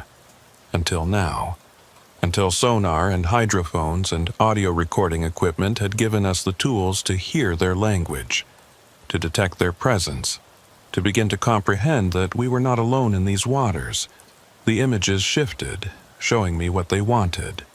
Not to harm us, not to replace us, but to connect with us, to share the waters of this planet in understanding rather than ignorance, to build bridges between the world above the surface and the world below. But they needed translators. Humans who could survive in their environment, who could carry human consciousness into the depths and help them understand how to communicate with us effectively. That's what Marcus and Wayne and Price had become. bridges between worlds, translators between species, and they wanted me to join them. I felt the offer like a physical thing, a choice that stood before me as clearly as if it had been written in the air. I could say yes. I could slip into that black water and let them transform me into whatever Marcus and the others had become. I could be part of something larger, something older, something that existed in spaces human consciousness rarely touched. Or I could say no. I could go back to Mobile, back to my clean cases and my normal life, back to pretending that none of this had ever happened. I could walk away from the mystery, leave it unsolved, except that some questions don't have answers, or at least don't have answers that humans can reach without ceasing to be human. I looked into those enormous eyes and I understood what Mercer had understood, what Price had understood. They weren't monsters. They weren't threats. They were just other, different. A parallel evolution of intelligence that had taken a different path, developed in a different medium, reached consciousness through a different route. And they were offering me a chance to understand them from the inside, to become part of their world, to experience consciousness in a form I couldn't imagine from this side of the threshold. I wanted to say yes. God help me, I wanted to. The temptation was enormous, overwhelming, a pull so strong it made my hand shake and my breath catch. To finally understand, to finally know, to cross that last barrier between mystery and revelation. But I thought about Jennifer waiting for me in Mobile, about my family, who didn't know where I was or what I was doing, about all the people who depended on me, who needed me to stay human, to stay tethered to this world of air and sunlight. I thought about the cases I still had to solve, the criminals I still had to catch, the people I still had to protect, about the life I'd built, the person I'd become, the commitments I'd made to a world that existed above the waterline. And I thought about what I would lose if I said yes. Not just my human form, but my human connections, my human understanding, my human existence. I would become something else, something that could never come back, never return to the life I'd known. The choice was mine. The creature in the water made that clear. They wouldn't take me by force, wouldn't trick me or coerce me. The offer was genuine and the decision was mine alone. I looked into those eyes one more time. Then I spoke, my voice shaking but clear. I can't. I'm sorry, but I can't. Not now. Maybe not ever. I'm not ready to stop being human. The creature sank back into the water without any sign of disappointment or anger. Just acceptance. And then, one by one, the others sank as well, disappearing into those black depths, taking their offer with them. I sat in my boat for a long time after they were gone, feeling the weight of what I'd refused, the magnitude of the choice I'd made. Part of me screamed that I'd made the wrong decision, that I'd turned away from the greatest mystery I would ever encounter, that I'd chosen comfort over understanding. But another part of me felt relief. I was still human, still myself, still tethered to this world and all its mundane complications. I started my motor and headed back to the launch as the first hints of dawn began to lighten the eastern sky. The journey out felt different than the journey in, lighter somehow, as if a weight I'd been carrying had been lifted. Or maybe it felt heavier, knowing what I'd left behind in those black waters. I never told anyone about that night. Not Briggs, not the therapist, not Jennifer. I wrote up a brief report about following a lead on the Mercer case. Found nothing. Case remains unsolved. They filed it away with all the other reports, all the other unanswered questions, all the other mysteries that accumulate in bureau basements and forgotten storage facilities. But I think about it every day. Wonder if I made the right choice. Wonder what Marcus and Wayne and Price are experiencing right now, down in the depths of Cypress Sink, existing in a form I can't comprehend, understanding things I'll never know. The dreams stopped after that night, or rather, they changed. Now, instead of drowning, instead of being pulled under, I dream of standing at the water's edge, watching shapes move in the depths, knowing they're still there, still waiting, still offering. The offer remains open. They made that clear. Anytime I want to return, anytime I'm ready to cross that threshold, they'll be waiting. The door isn't closed, just deferred. I'm 46 years old now. I have maybe 20 good years left in the Bureau, then retirement, then whatever comes after. And I know that someday, when I'm old and my human connections have frayed and the prospect of continuing this human existence has lost its appeal, I'll probably go back one more time. I'll go back to Cypress Sink, and I'll say yes to the offer I refused. I'll slip into those black waters and let them transform me into whatever Marcus and the others became. I'll finally cross that threshold and understand the mystery that's haunted me for all these years. But not yet. Not today. Today I'm still human, still bound to this world of air and sunlight, still committed to the life I've chosen above the waterline. The case file remains open. It always will. Because some cases aren't meant to be solved. They're meant to be lived with, carried forward, returned to when the time is right. Marcus Landry is still listed as missing, presumed dead. So is Wayne Mercer. So is Dr. Everett Price. The official record will never change, because the truth is too strange, too impossible, too far outside the boundaries of what official records can accommodate. But they're not dead. They're just elsewhere, transformed, existing in a state that has no name in human language, experiencing consciousness in a form that human consciousness can barely touch. And they're waiting, not for rescue. They don't need rescue. But for understanding, for connection, for more translators to bridge the gap between their world and ours. I won't be the last person to receive their offer. Others will come to Cypress Sink, drawn by the mystery, compelled by the same obsession that compelled me. And some of them will say yes where I said no. Some of them will cross that threshold and never come back. And that's okay, because the offer is real and the choice is genuine. And sometimes the right answer is yes, even when it costs you everything you are. I just wasn't ready. Not then, maybe not ever. But the water is patient. The depths are eternal. And the offer remains open, a standing invitation to anyone brave enough or desperate enough or curious enough to accept it.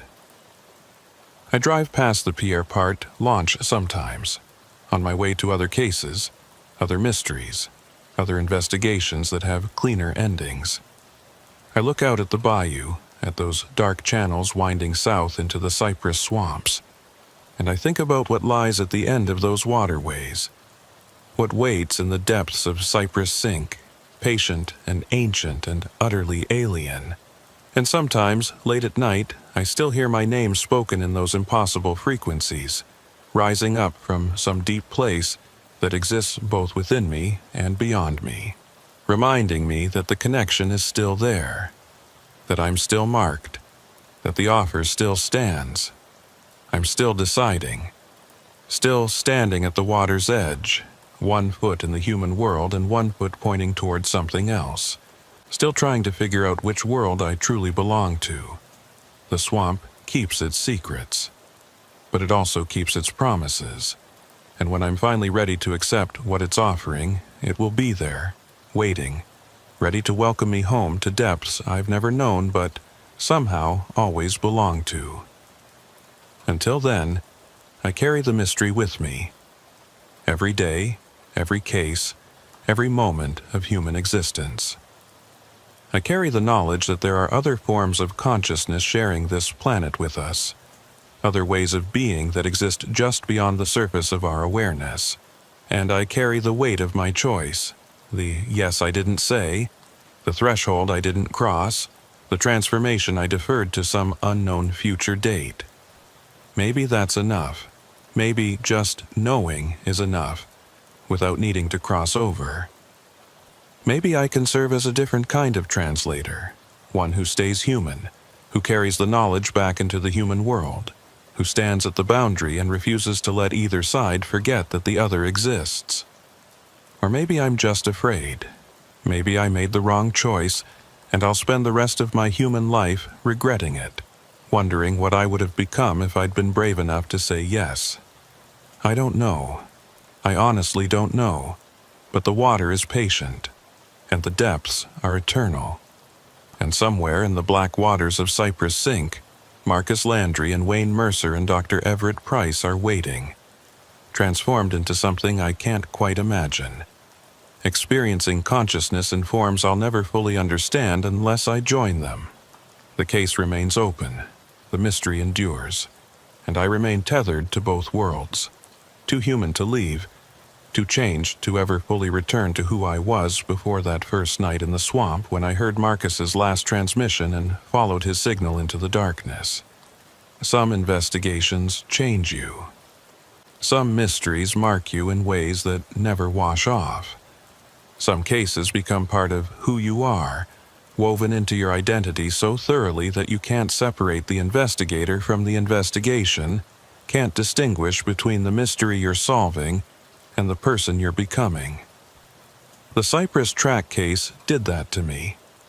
It took Agent Jack Rowan, federal investigator, and turned him into something else, something in between, something that exists at the boundary between the known world and the deep places, between human consciousness and whatever lies beyond. And maybe that's the real answer. Maybe I don't have to choose. Maybe I can remain at this threshold, serving as a bridge, a translator, a reminder that the boundaries between worlds are more permeable than we like to believe. Or maybe I'm just delaying the inevitable. Maybe someday the pull will become too strong, the offer too compelling, and I'll find myself back at the Pierre Part launch at twilight, loading a boat with equipment I'll never use again, heading south into the bayou one final time.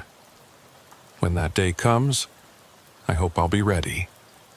I hope I'll have said my goodbyes, tied up my loose ends, made my peace with the human existence I'm leaving behind. I hope I'll go into those black waters with open eyes and clear understanding, accepting the transformation for what it is, not death, not surrender, but evolution into something new. But until that day comes, I remain here, human, flawed, haunted, but human nonetheless, carrying the weight of what I know and what I've refused, standing guard at the boundary between worlds, making sure that both sides remember the other exists. The water calls, the depths whisper, the offer stands. But today, I choose air and sunlight, and the complicated, messy, beautiful human world. Tomorrow might be different. But today, this is enough. The case remains open, forever open.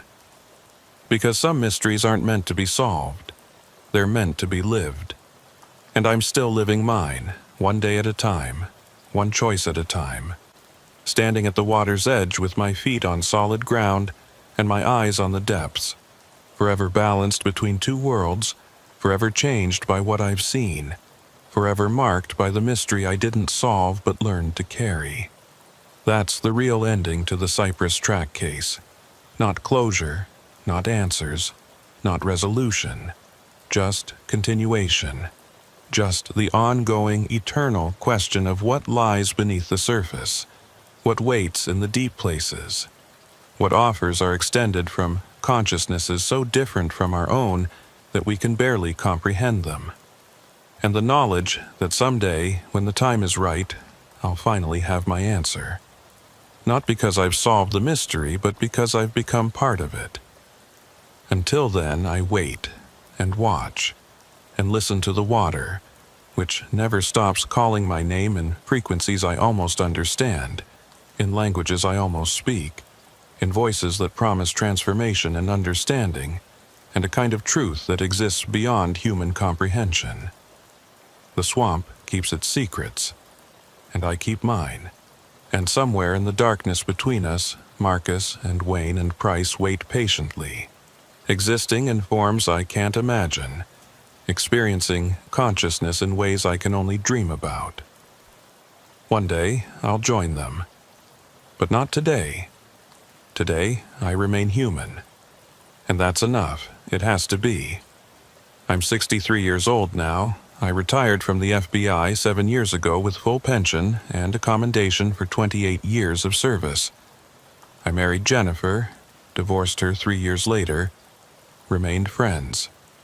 I have no children, no close family ties, nothing tying me particularly strongly to this human existence, except habit and inertia. I live alone in a small house near the coast in Alabama, close enough to the water that I can hear it at night, far enough away that I don't have to see it every day. I volunteer at a local community center, play chess with other retirees, maintain a garden that produces more tomatoes than I can eat. It's a good life, a simple life, a human life. But I still dream of Cypress Sink, still hear my name spoken in those impossible frequencies, still feel that connection, as strong now as it was 17 years ago when I first entered those black waters looking for Marcus Landry. The case was officially closed 12 years ago. Cold case protocols required it after a decade of no new leads. Marcus Landry, Wayne Mercer, and Dr. Everett Price were all declared legally dead. Their families held memorial services. The FBI moved on to other mysteries. But I know the truth, and I carry it with me every day. Last week, I got a phone call. Unknown number, no caller ID. When I answered, there was that familiar static, that sense of great distance or great depth. Then a voice, Wayne Mercer's voice, still altered but recognizable. "Jack," he said, and hearing my first name from someone who only ever called me Rowan made me catch my breath. "It's time. If you're ready, if you still want to understand, come back. One last time, we're waiting." The line went dead. I sat there holding the phone for a long time, feeling that old pull, that old temptation, that old promise of transformation and understanding. I'm 63 years old. My human connections have frayed. My purpose in this world has dimmed, and I'm tired, not of living but of standing at the threshold, of remaining between worlds, of carrying a mystery I've never fully resolved. Maybe it's time. Maybe the moment has finally come. Maybe I'm ready to cross that threshold I've stood at for 17 years, ready to accept the offer I've refused for so long. I've been making arrangements, putting my affairs in order, writing letters to the few people who might care where I've gone, planning one final trip to Louisiana, to the Pierre Part launch, to Cypress Sink. When I go, I won't be taking cameras or recording equipment, won't be conducting an investigation or gathering evidence. I'll just be accepting an invitation, finally saying yes to a question that's been hanging in the air since that first night when I heard Marcus's last transmission and followed him into the darkness. I don't know what I'll become. Don't know what consciousness looks like in those depths, what existence feels like when you're no longer bound by human form and human limitations. But I'm ready to find out. Ready to finally understand the mystery that's defined half my life. The water is still calling my name. After all these years, after all this time, the offer still stands, and I'm finally ready to accept it. Next Tuesday, if the weather holds, I'll drive to Pierre Part. I'll rent a boat, though I probably won't need it. I suspect they'll meet me at the water's edge. And I'll slip into those black waters one final time.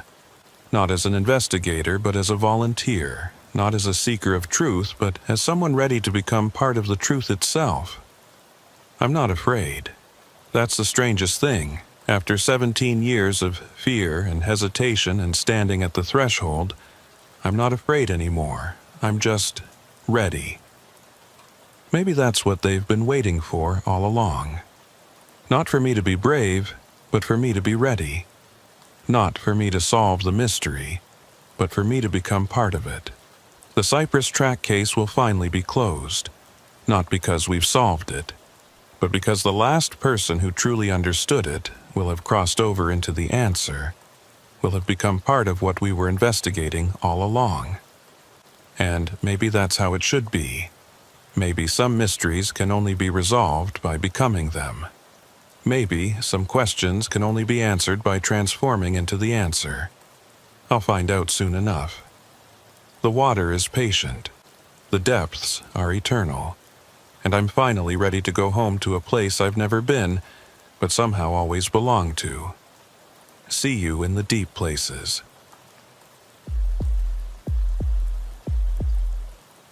The first time I heard about Parish Road 447, it was already too late for the 2 technicians who'd gone missing there. I'm Agent Kyle Holt, and I've been with the FBI's Evidence Response Team for 11 years. My job is technical, documenting crime scenes, collecting evidence, processing data. I'm not an investigator in the traditional sense. I don't interview witnesses or chase suspects. I chase details, patterns, traces that others miss. I make sense of chaos through measurement and documentation, which is why they called me when the GPS data from the missing technicians stopped making sense. It was late October, and I'd been assigned to assist a federal investigation into illegal waste dumping in the wetlands south of Houma, Louisiana. The operation was routine. Track the trucks, document the dump sites, build a case against the company responsible. We had 2 evidence technicians, Sarah Dalton and Marcus Flynn, who'd been sent ahead to survey a suspected dump site accessed via an old petroleum service road. They'd checked in at 14:30 hours, confirmed they'd located the road, were proceeding to the site. Expected return time, 1700 hours. Standard protocol. They never came back.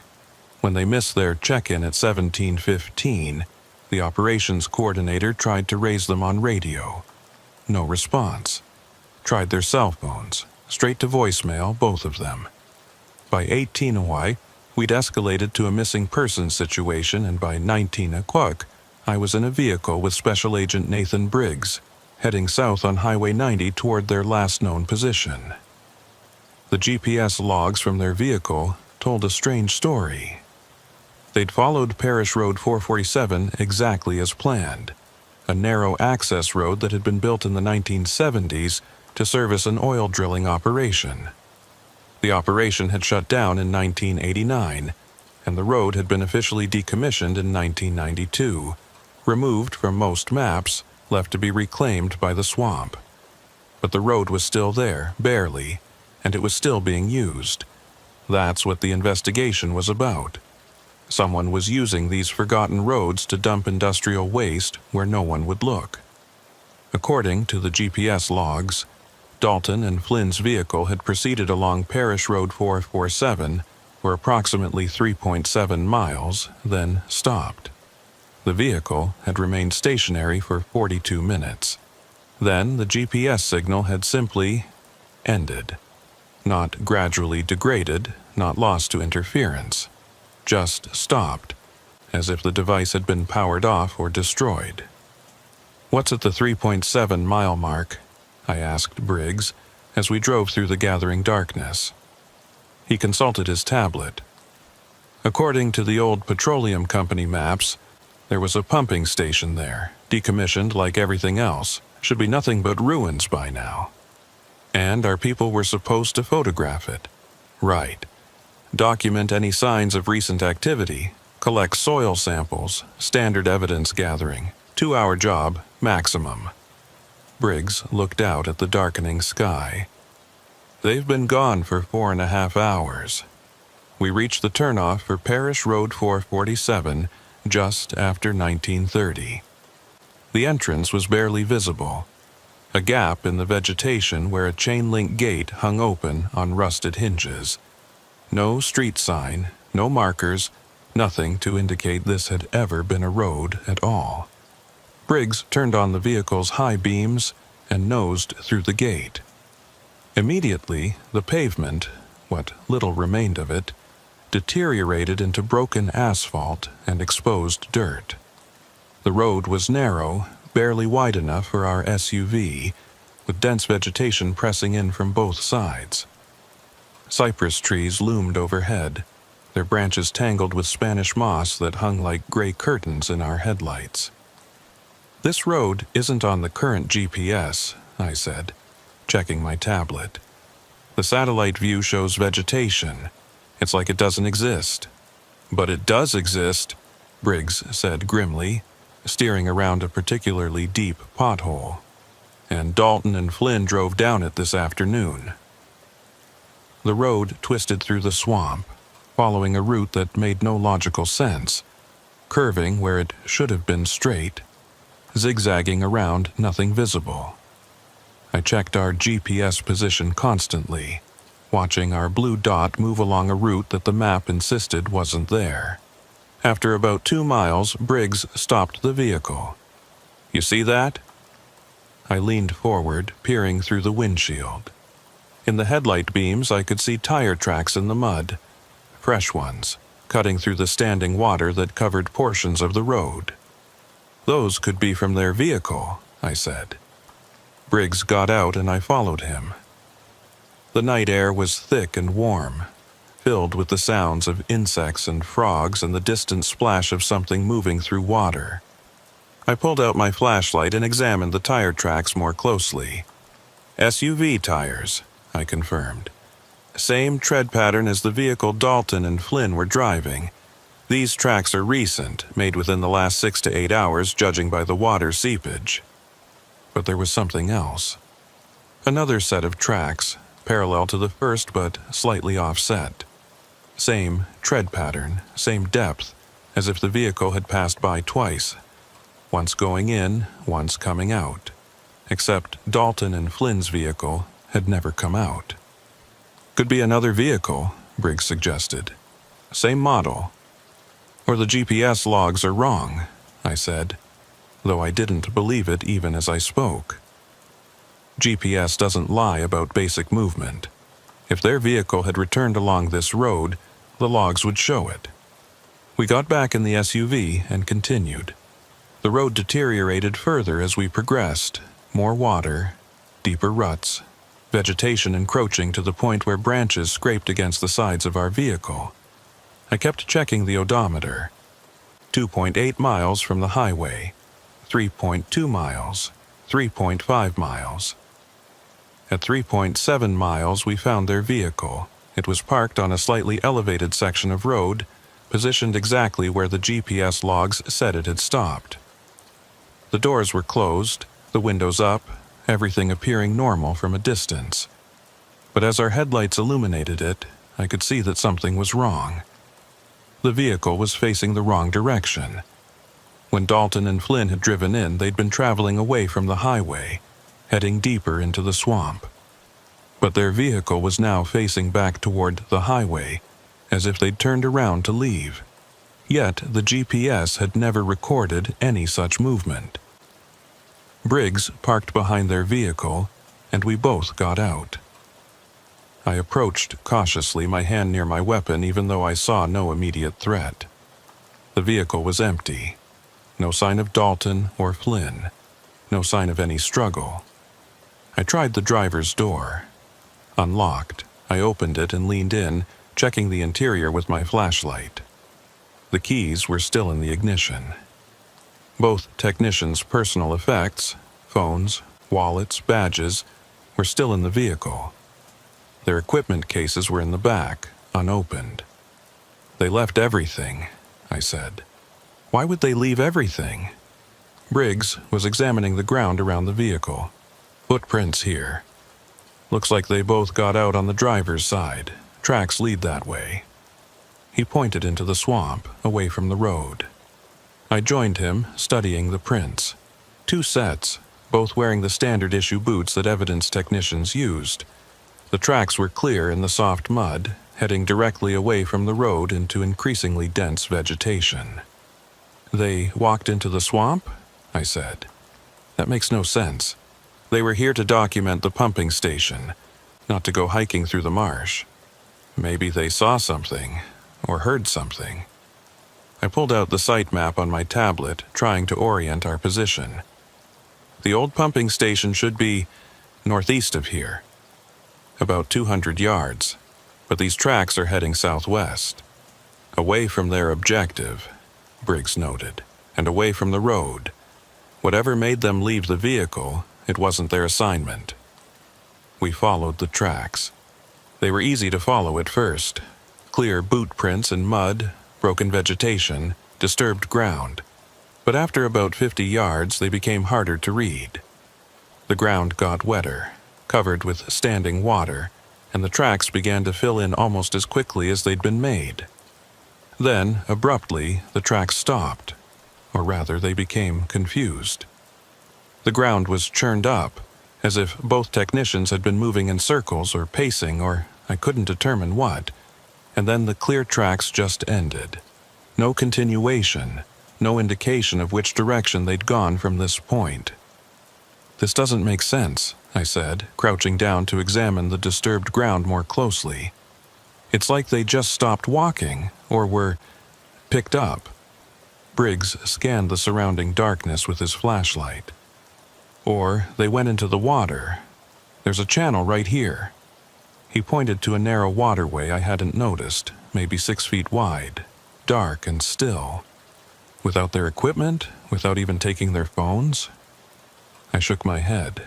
Evidence technicians don't operate like that. They're trained to maintain contact, to follow protocols. Dalton has 14 years of experience. Flynn has 8. They wouldn't just wander off into a swamp and lose track of their position. Then, what happened to them? I didn't have an answer.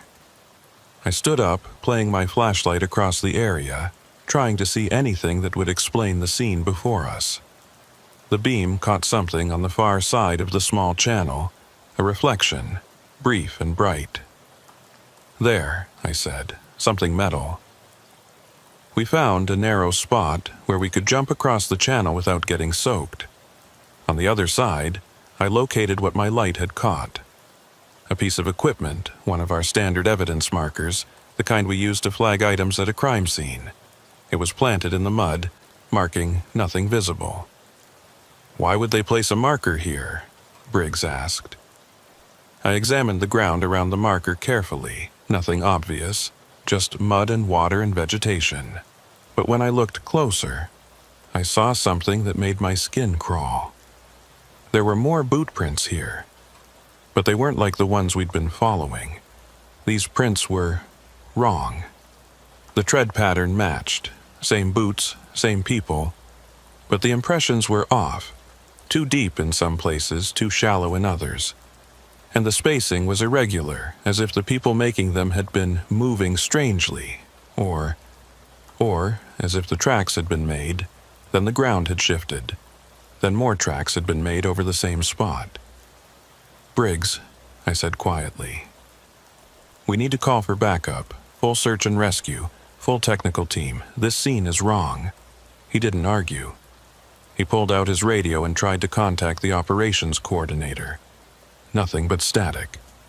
He tried his cell phone. No signal. We're less than 4 miles from the highway, he said. We should have cell coverage here. I checked my own phone. Same result.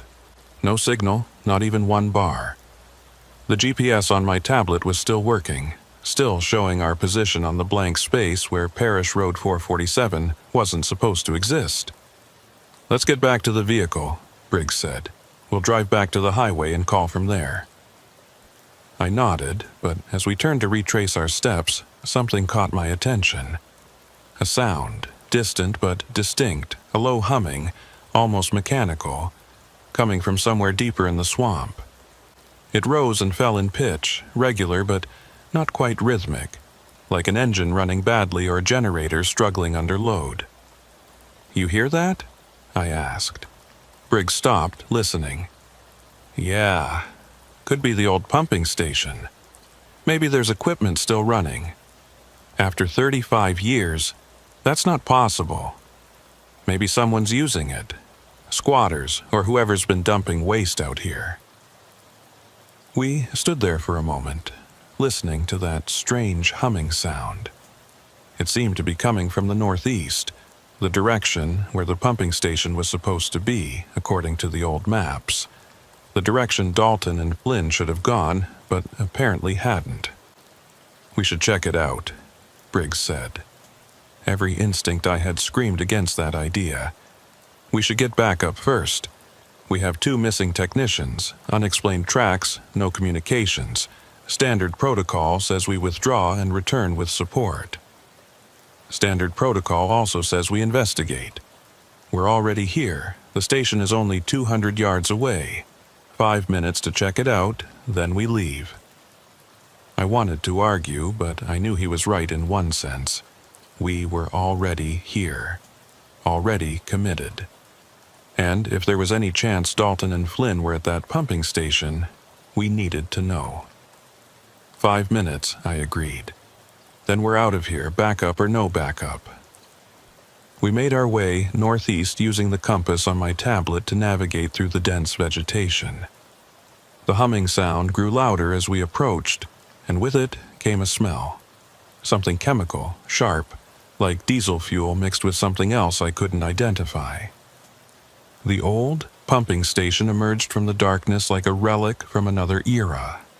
It was larger than I'd expected, a cluster of rusted metal structures surrounding a concrete pad with pipes and valves and equipment that had been abandoned decades ago.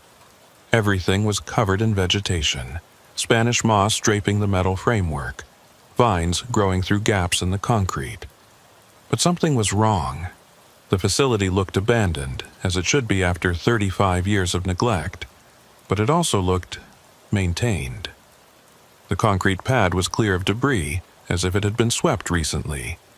Some of the pipes showed signs of recent use, clean metal where rust should have been, fresh oil stains on the ground, and that humming sound was definitely coming from here, from somewhere inside the tangle of equipment and structures. "Someone's been using this place," Briggs said, his hand moving to his weapon. "Recently." I pulled out my camera and started documenting what we were seeing. The cleared areas, the clean pipes, the oil stains. Evidence of ongoing activity at a facility that was supposed to be dead and forgotten. That's when I saw the light. A faint glow, coming from inside what looked like a control building at the center of the facility. Not bright, just a pale illumination visible through a grimy window, steady and cold.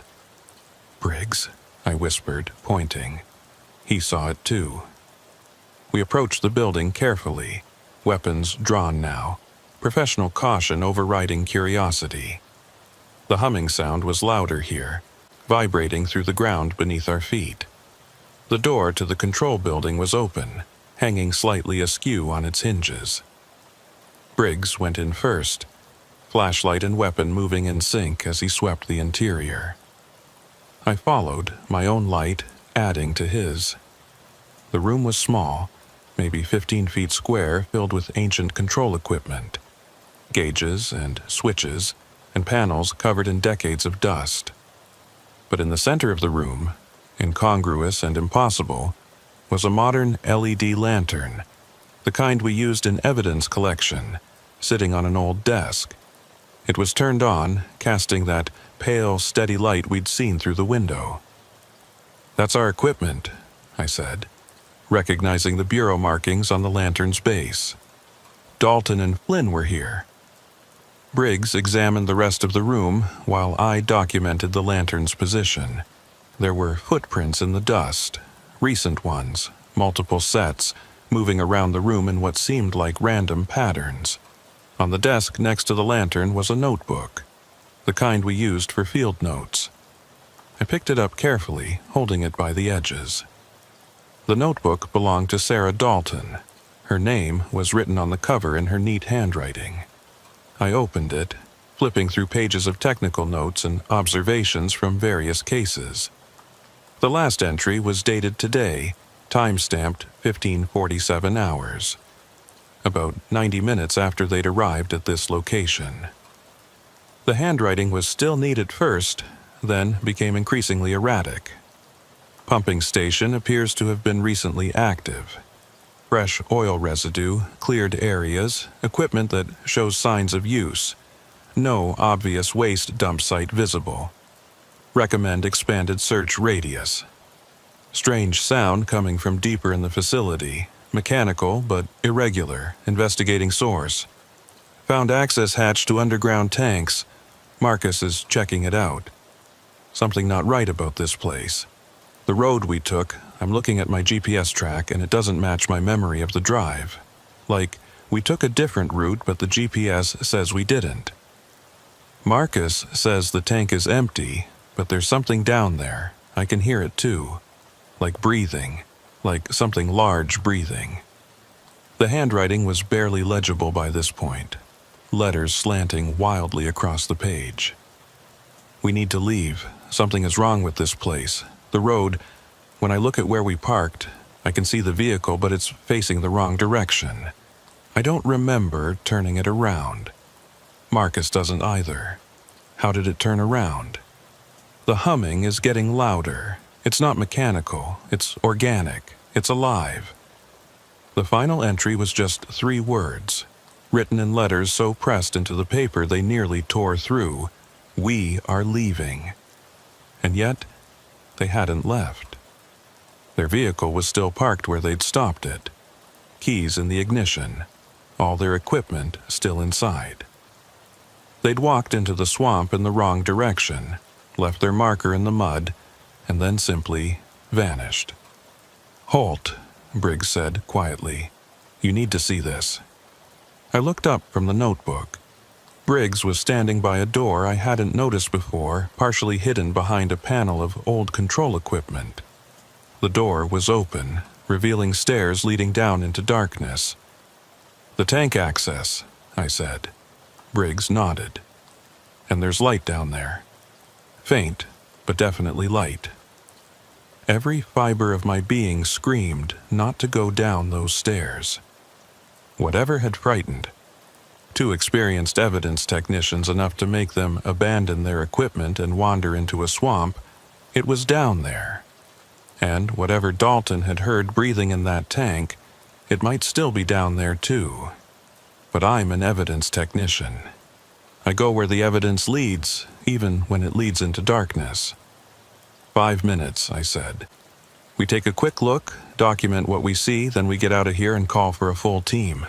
Agreed, Briggs said, though I could hear the tension in his voice. We descended the stairs, our flashlights cutting through the darkness. The air grew cooler as we went down, and damper, thick with that chemical smell I'd noticed outside. The humming sound was much louder here, resonating off the concrete walls. The stairs ended in a narrow corridor lined with pipes. Emergency lighting, battery-powered LED strips, provided that faint glow we'd seen from above. Someone had installed them recently, maybe within the last few months. The batteries in those units didn't last longer than that. Someone's maintaining this facility, I said. Actively maintaining it. The corridor opened into a large chamber, one of the old storage tanks, I realized, though most of the petroleum equipment had been removed. The space was maybe 40 feet across and 20 feet high, the concrete walls curving up to form a dome overhead. But what dominated the space wasn't the architecture. It was what hung in the center of the chamber. I'm a trained observer. I've documented hundreds of crime scenes, processed thousands of pieces of evidence. I'm used to seeing things that don't make sense at first, to working through confusion to find clarity. But what hung in that chamber, I still don't have words for it that make sense. It looked like a web, but not made of silk. The strands were thick, organic, glistening wet in the LED emergency lighting. They stretched from wall to wall, from floor to ceiling, creating a complex three-dimensional structure that seemed to have no pattern, but also no randomness. And suspended in that web, wrapped in cocoons of the same material, were two human-shaped forms. Dalton and Flynn. Had to be. Briggs moved forward, but I grabbed his arm. "Don't touch anything. We don't know what that material is."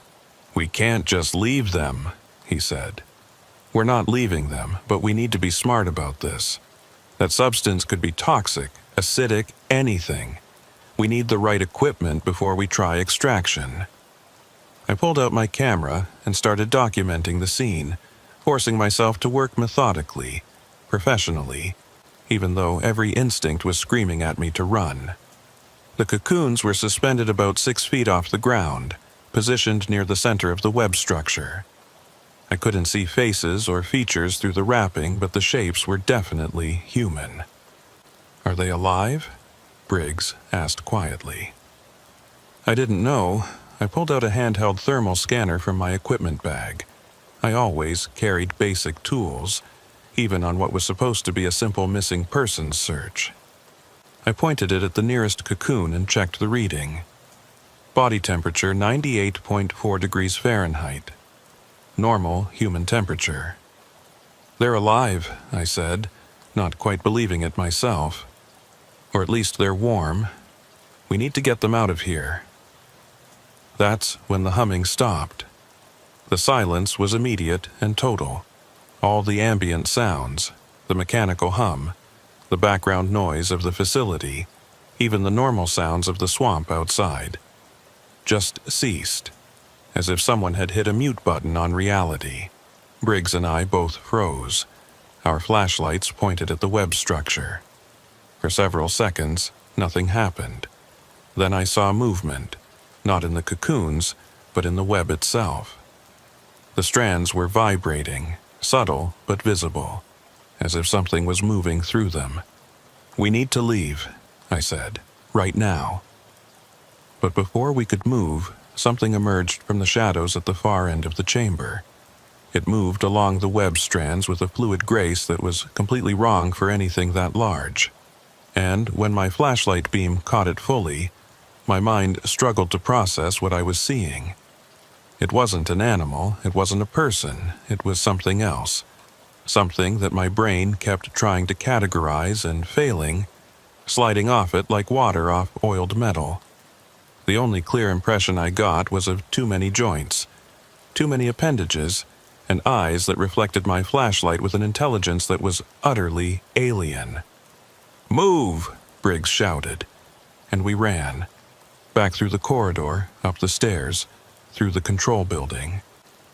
Behind us, I could hear sounds. Not footsteps exactly, but movement, rapid and purposeful, following us. The humming started again, but louder now, angry, rising to a pitch that hurt my ears. We burst out of the control building and ran toward the road, crashing through vegetation, not caring about noise or caution, just trying to put distance between us and whatever that thing was. I could hear Briggs breathing beside me, ragged and harsh, matching my own panicked rhythm. We reached their parked vehicle first. I yanked open the driver's door, intending to grab the keys and move it, but Briggs kept running toward our SUV. "Leave it," he shouted. "We need to go now." He was right. Whatever that thing was, it was still following us. I could hear it moving through the vegetation, could see branches moving in the beam of my flashlight. We reached our SUV, threw ourselves inside, and Briggs started the engine. He threw the vehicle into reverse, backing down Parish Road 447 at a speed that was completely unsafe. I braced myself against the doorframe as we bounced over potholes and scraped past vegetation. Through the rear window, I could see movement on the road behind us, keeping pace with our vehicle even as Briggs accelerated. "It's following us," I said. "I see it."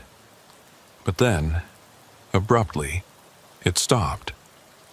The movement in our rearview mirror ceased, as if whatever was pursuing us had hit an invisible barrier. I watched as the darkness behind us became still. "Why did it stop?" I asked. Briggs didn't answer. He kept driving in reverse until we reached a wider section of road where he could turn around. Then we were driving forward, racing back toward the highway, our headlights cutting through the darkness ahead. I checked the odometer. We'd been at the 3.7-mile mark. Now we were passing 2.5 miles, then 1.8 miles. The road was exactly as we'd driven in. Same potholes, same curves, same vegetation. Except when I checked the GPS on my tablet, something was wrong.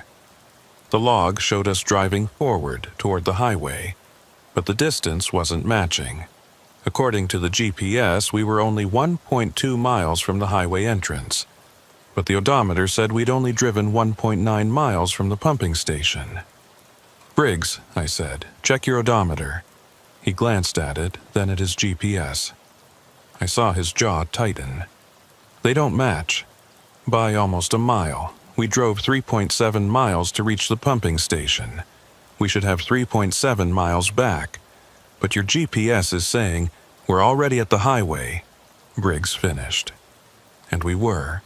The gap in the vegetation appeared in our headlights, the rusted gate, the junction with the paved road.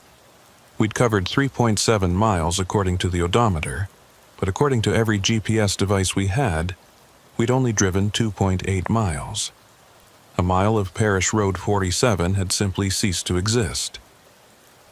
Briggs pulled out onto the highway and didn't stop until we'd put 5 miles between us and that gate. Then he pulled over, killed the engine, and sat there breathing hard. "What the hell did we just see?" he finally asked. I didn't have an answer. I was still processing the evidence, the web structure, the cocoons, the thing that had followed us, the impossible geography of the road itself. None of it made sense. None of it fit into any framework I had for understanding reality. "We need to call this in," I said. "Full tactical response, hazmat team, medical support. Dalton and Flynn are alive, but they're trapped in there and we need to get them out." Briggs nodded and pulled out his phone. He had full signal here, 5 bars, perfect reception. He called it in, gave a terse summary of what we'd found, requested immediate support. The response came back within minutes. A tactical team was being mobilized. They'd meet us at the highway junction in 2 hours. We were ordered to maintain position, observe the road entrance, but not to enter again until support arrived.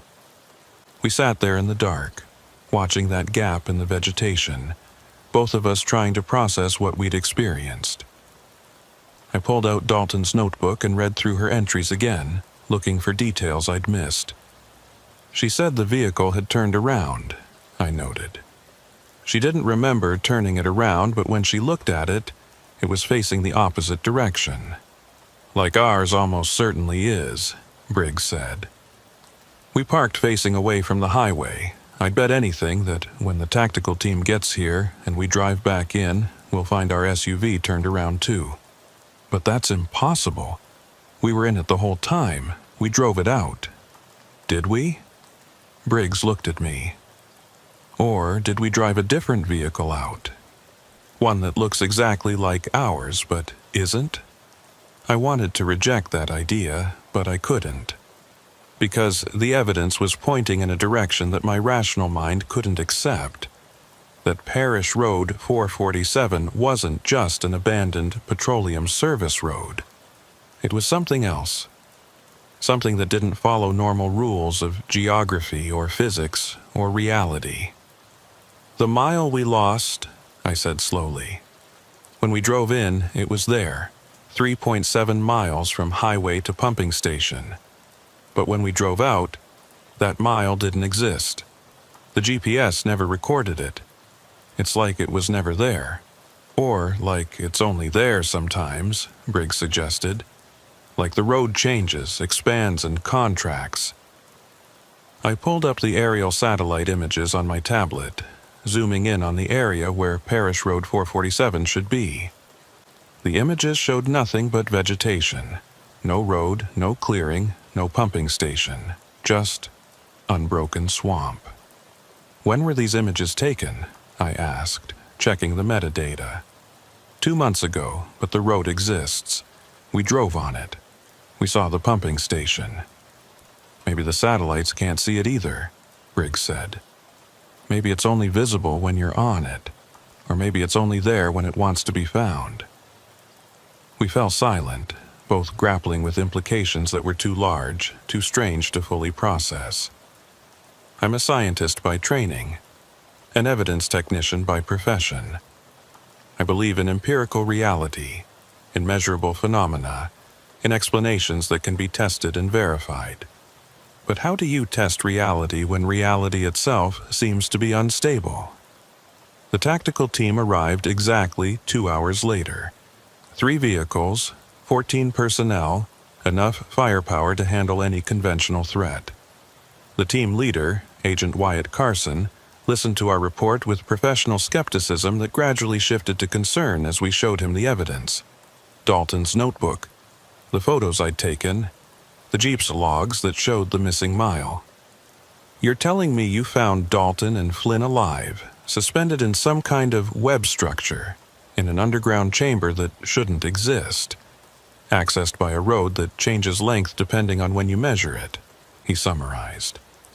Yes, I said simply. I know how it sounds. But the evidence is solid, they're in there, and they need extraction. Carson looked at Briggs. You confirm all of this? Every word. We both saw it. Multiple independent observations, documented with equipment that's been calibrated and verified. This isn't hallucination or equipment malfunction. Something is happening on that road that we don't understand. Carson thought for a moment, then nodded. All right, we go in as a unit, full tactical protocols. Carson made his decision. We go in together, full strength, eyes open, weapons ready. If what you've described is accurate, we'll need to be prepared for anything. We entered Parish Road 447 at 23:45 hours. 3 vehicles in convoy maintaining visual contact, all equipped with GPS tracking, radio communication, and body cameras that would record everything we encountered. The first anomaly appeared within the first mile. I was in the lead vehicle with Carson and 2 other agents. I was monitoring the GPS and odometer, documenting our progress.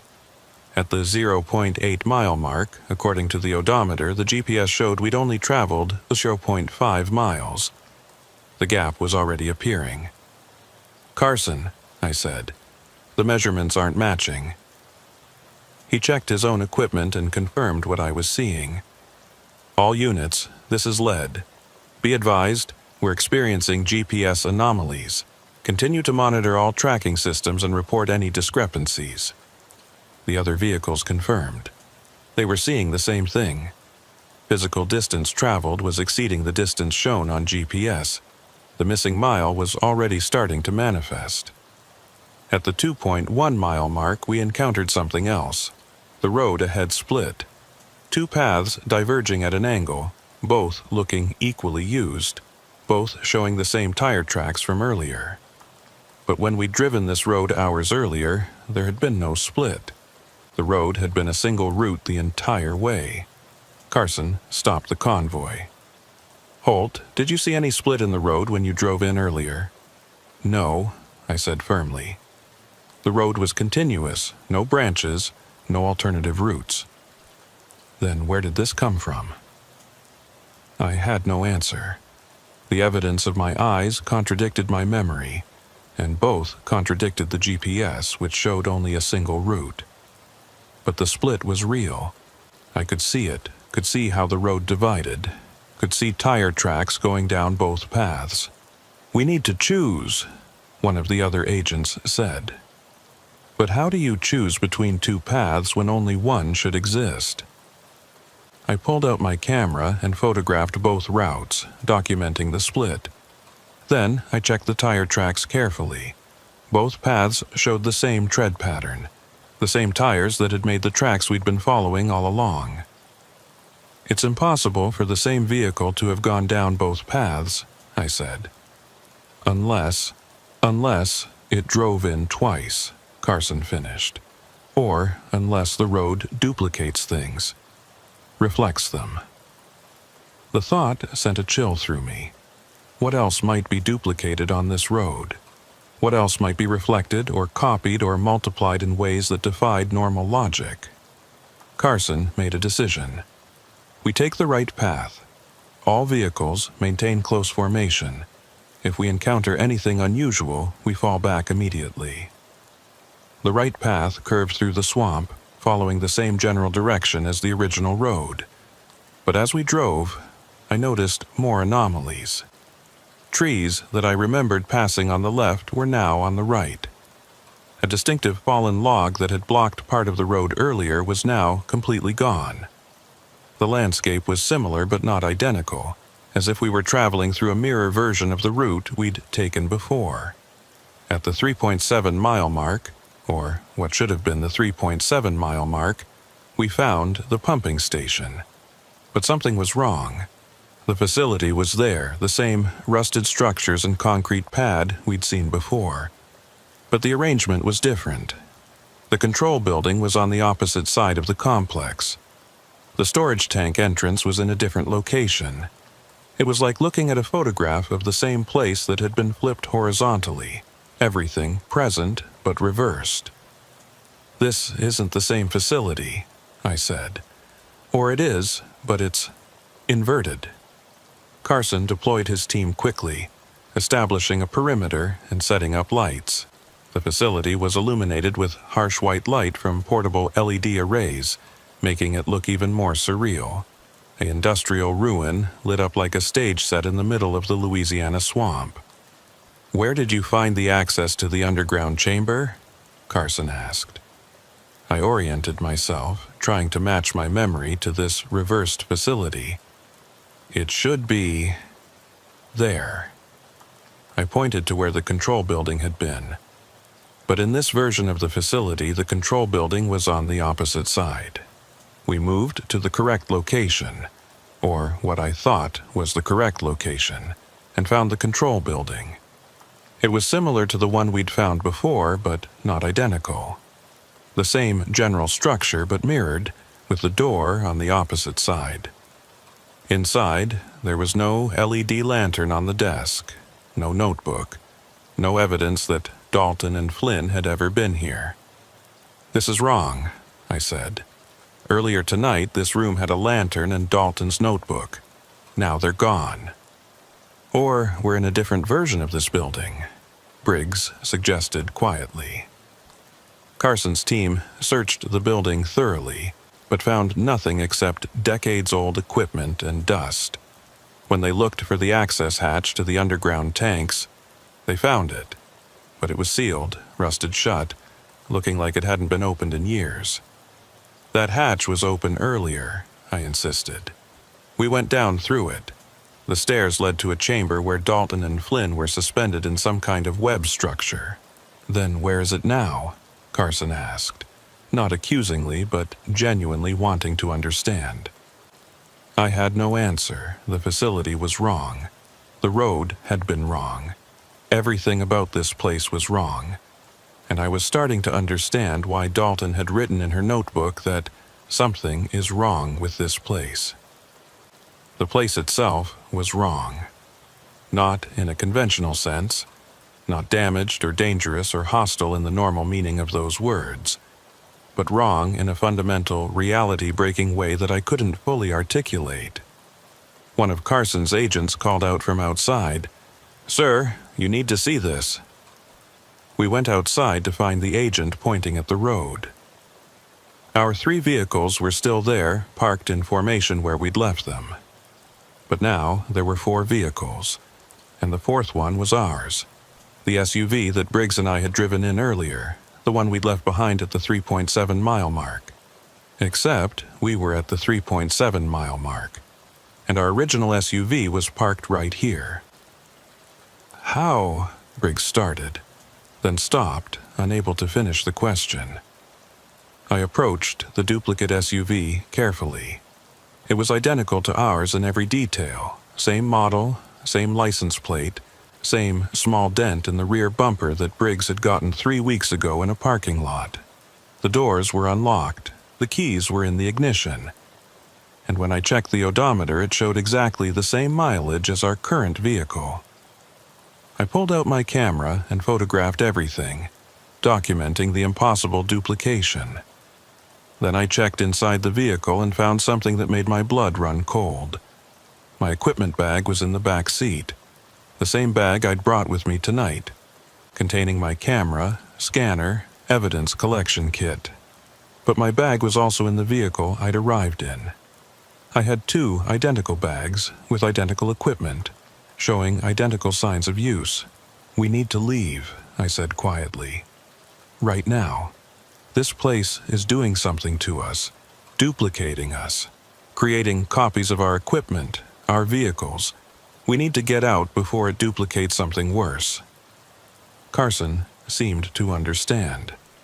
"All personnel return to vehicles. We're withdrawing immediately. Maintain visual contact. Report any anomalies." As we loaded up, one of the agents noticed something else. "Sir, the vehicle positions have changed. We parked facing into the facility. They're all facing out now." She was right. All 4 vehicles, including the duplicate, were now positioned to leave, pointed toward the road exit. But no one had moved them. No one had even gotten in them except to load equipment. "Get in and go," Carson ordered. "We're leaving now."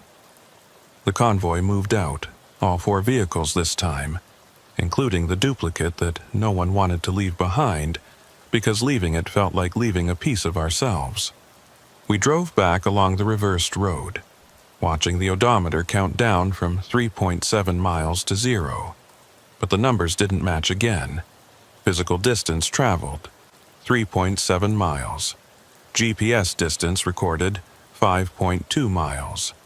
We'd gained distance instead of losing it. The road had expanded instead of contracting. When we emerged onto the highway, I checked the time. We'd been on Parish Road 447 for 1 hour and 42 minutes. But my watch, and everyone else's, showed we'd been gone for 3 hours and 17 minutes. We'd lost time. Almost an hour and a half, just gone, vanished into the same void that had swallowed a mile of road and created duplicate vehicles. Carson called for an immediate debriefing at the highway junction.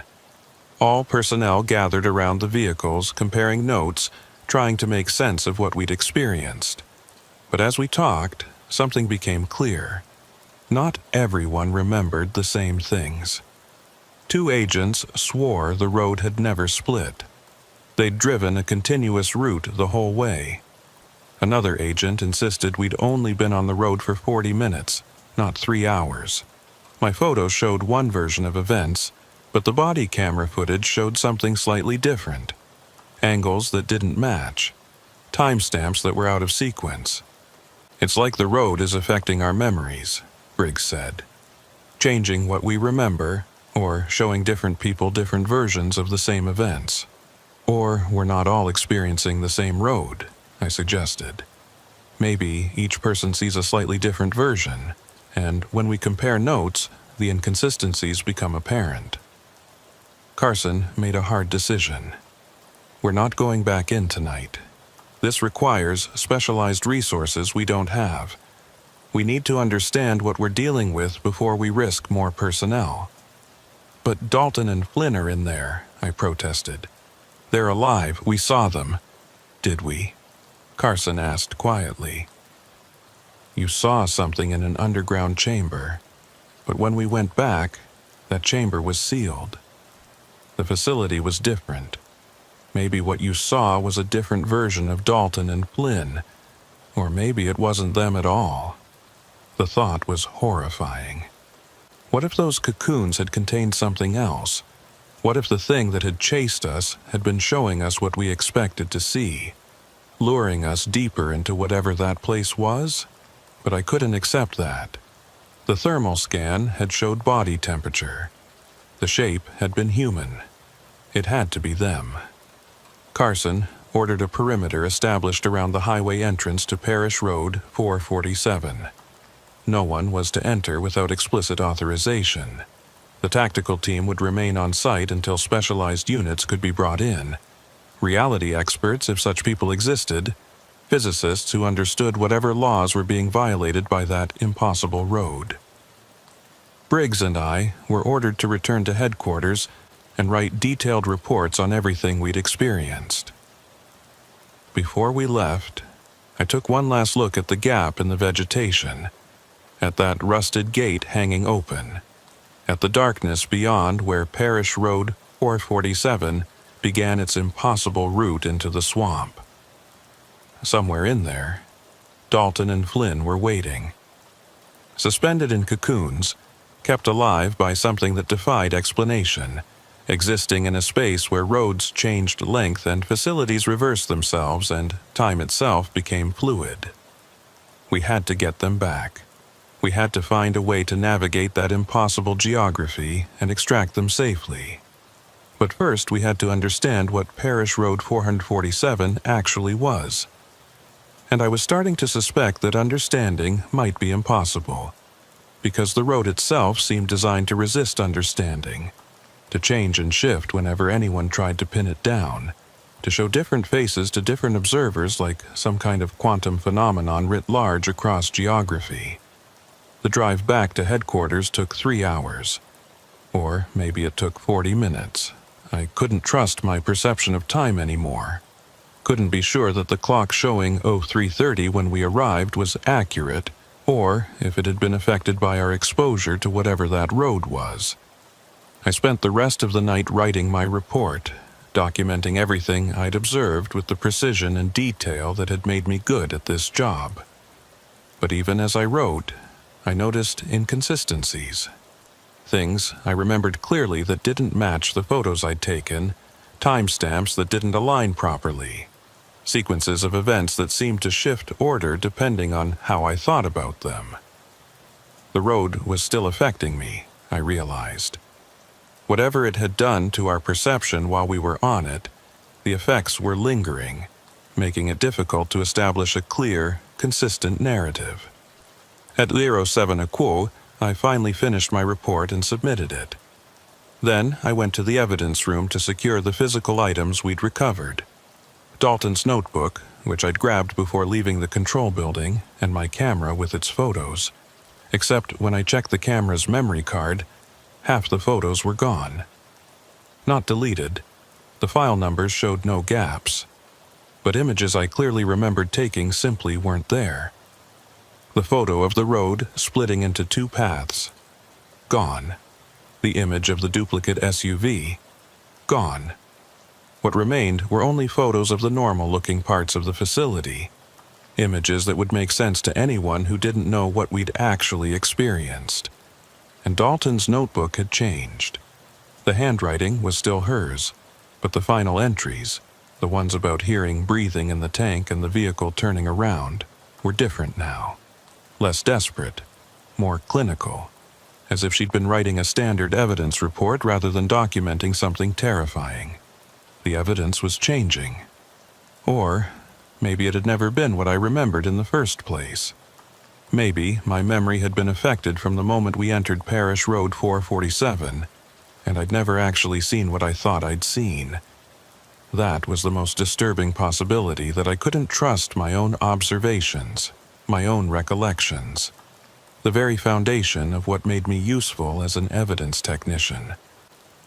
I went home and tried to sleep, but every time I closed my eyes I saw that web structure, those cocoons, that thing moving along the strands with its too many joints and alien intelligence.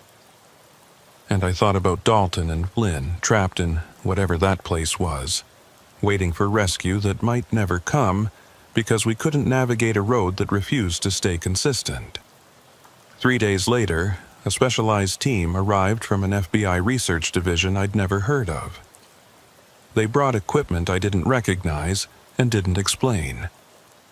They established a base camp at the highway junction and began making careful, measured incursions into Parish Road 447. They confirmed what we'd experienced. The road was unstable, its length variable, its geography shifting. But they also found something else. The road only exhibited these properties at night. During daylight hours, it was just an abandoned petroleum service road, 2.8 miles long, leading to a decommissioned facility that showed no signs of recent activity. The missing mile only existed after dark. The facility only reversed itself after dark.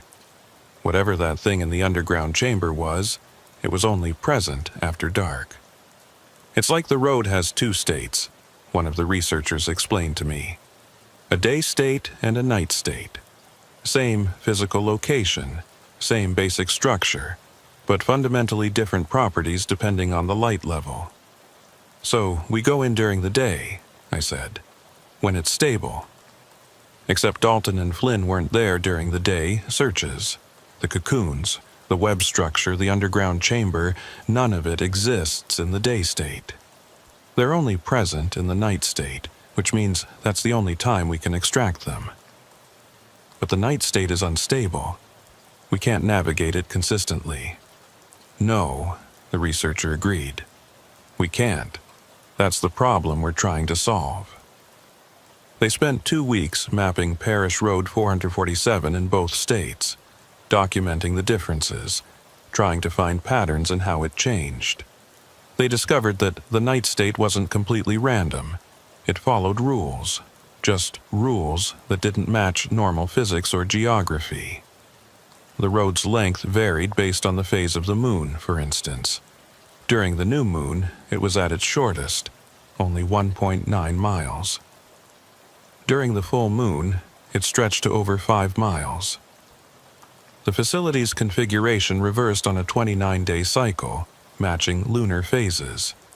And the missing time was proportional to how long you spent on the road, roughly 1.2 minutes lost for every minute of real time spent there. Armed with this understanding, they planned a final extraction attempt. It would take place during a new moon, when the road was at its most stable, using vehicles equipped with experimental navigation systems that could track both normal GPS coordinates and the distorted space of the road itself. I volunteered to be part of the extraction team. Carson tried to talk me out of it, arguing that I'd already been exposed to the road's effects and might be particularly susceptible to further influence. But I insisted. Dalton and Flynn were my colleagues, my responsibility. I'd been the first to find them. I needed to be there when we brought them out. The extraction was scheduled for November 23rd during the new moon. The team consisted of 12 personnel, 3 vehicles, and enough equipment to handle any scenario we could imagine. We entered Parish Road 447 at 23:15 hours, when the road would be at its absolute most stable configuration. The navigation systems worked better than expected. By tracking both normal and distorted space simultaneously, they could compensate for the road's shifting geography, keeping us on course even when our senses suggested otherwise. The journey to the 3.7-mile mark, or the 1.9-mile mark in normal space, took exactly 47 minutes, with no significant anomalies. The facility was there, configured in its standard orientation, not reversed. We found the control building, found the access hatch, found the stairs leading down. And at the bottom, in the underground chamber, we found the web structure exactly as I remembered it. The cocoons were still there, still suspended in the center of the chamber, still registering body temperature on thermal scans. The extraction team moved in with specialized cutting equipment, carefully approaching the web structure while others maintained a perimeter watch for whatever had chased Briggs and me weeks earlier. They cut the first cocoon free, lowering it carefully to the ground. Medical personnel moved in immediately, scanning through the wrapping material to assess the person inside. Heart rate present, breathing shallow but steady. They began carefully cutting away the cocoon material, revealing. But that's where my memory gets confused again. I remember seeing Sarah Dalton's face as they pulled back the wrapping.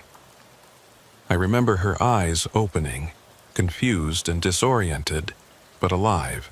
I remember her trying to speak, though her voice was hoarse from weeks without use, but other members of the extraction team remember something different. They remember the cocoon being empty, just wrapping material around nothing. They remember confusion and disappointment that we'd come all this way to rescue someone who wasn't there. And when I checked the official report, it states that both cocoons were recovered but found to be empty. No human remains, no biological material, nothing except the strange organic substance that made up the web structure itself. But I know I saw her. I know Dalton was in that cocoon, alive, speaking. I know we extracted her and Flynn both, loaded them into the vehicles, drove them back to the highway, handed them over to medical teams who transported them to a hospital in New Orleans. I know this happened. I have memories of visiting Dalton in the hospital 3 days later, of seeing her recovering, weak but alive, unable to remember much about her time in the cocoon, but gradually regaining strength. Yet the official records say the extraction recovered nothing. Dalton and Flynn remain listed as missing, presumed dead. And when I try to visit Dalton at the hospital, the staff have no record of anyone by that name being admitted. My memories contradict reality. Or reality has changed since I formed those memories. Or I've been affected by Parish Road 447 in ways I don't fully understand.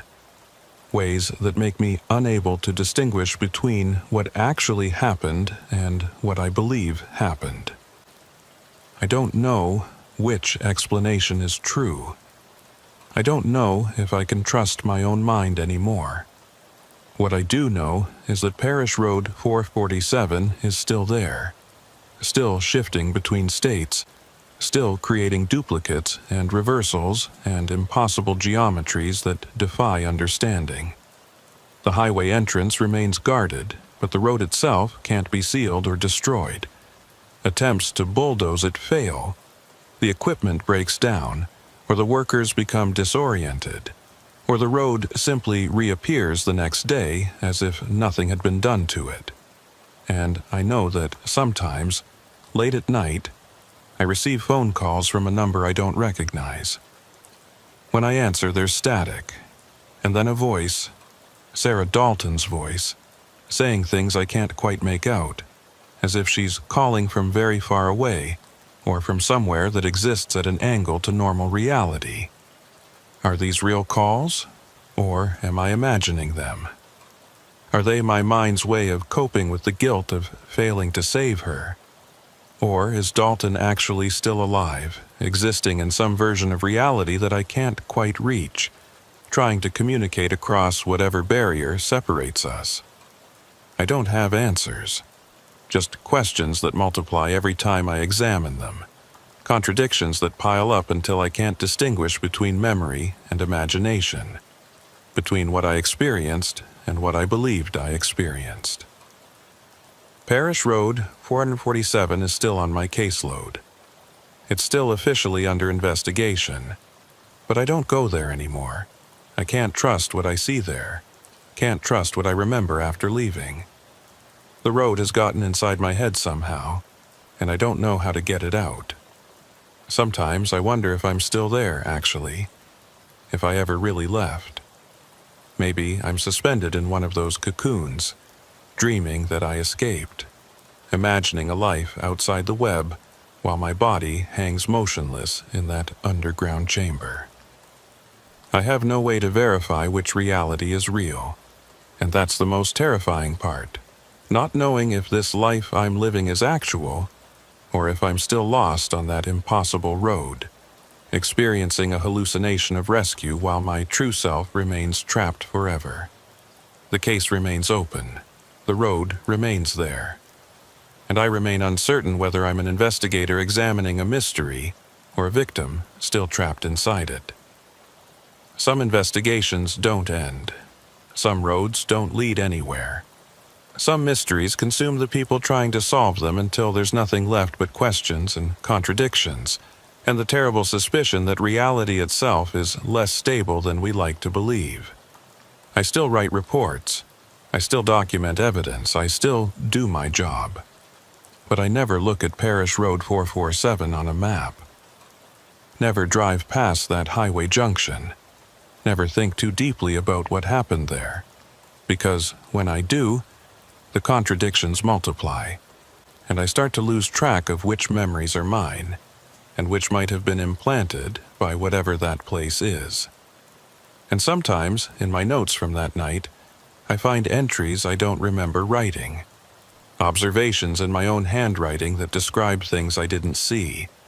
Conclusions I never reached. Details that contradict everything else in the file. Am I writing these in my sleep? Am I being influenced somehow by the road, even though I'm miles away? Or are they being written by some other version of me, one who's still on Parish Road 447, still trying to document what he's experiencing, still trying to leave evidence for anyone who might come looking? I don't know. I can't know. And that uncertainty follows me everywhere, making me question not just what happened on that road, but everything that's happened since. The case remains open. The mystery remains unsolved. And I remain caught between competing versions of reality, unable to determine which one is true, unable to escape the lingering influence of a road that refuses to stay in one place or one state or one consistent configuration. Parish Road 447 has changed me.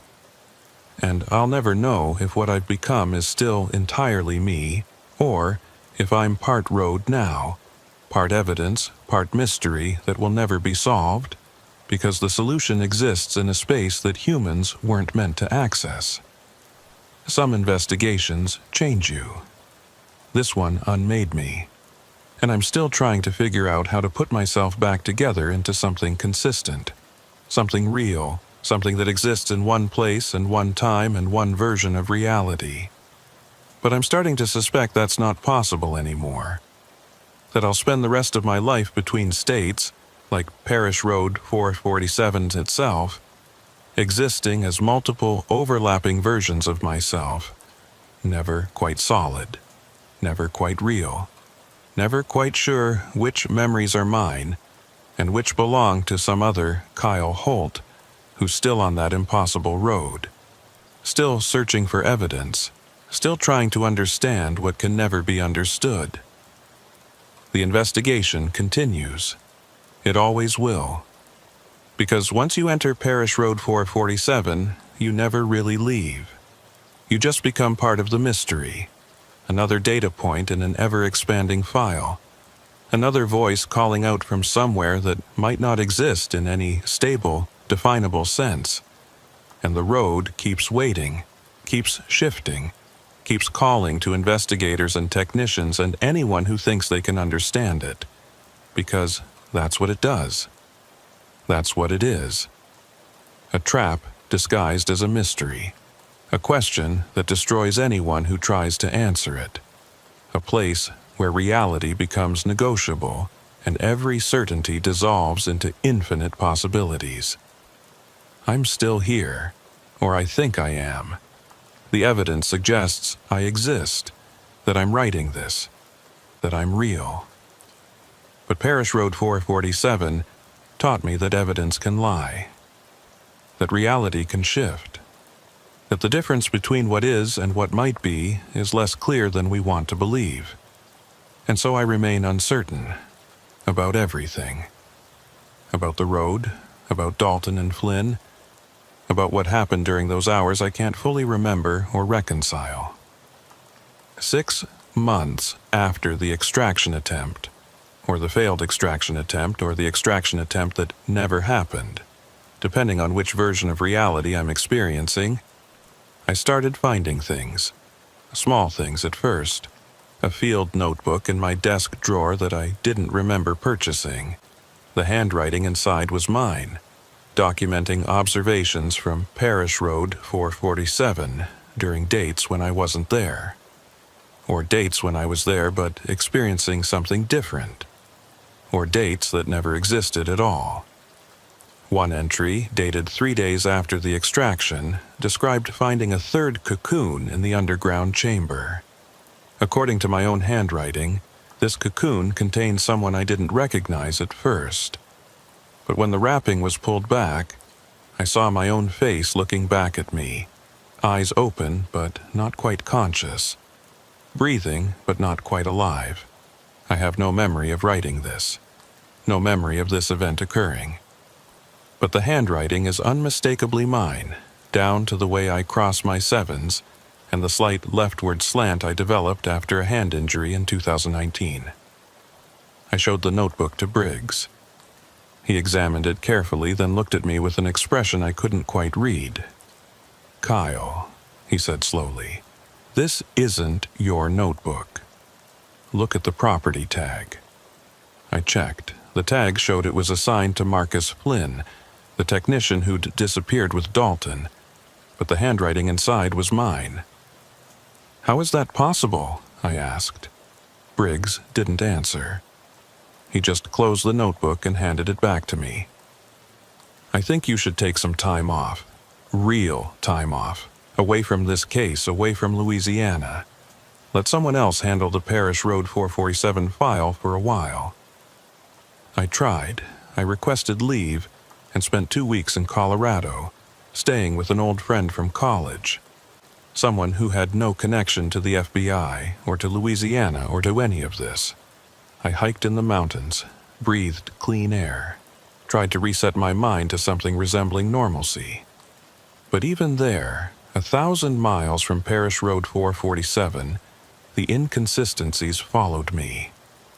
I would wake up in the morning and find my hiking boots already muddy, as if I'd been out during the night.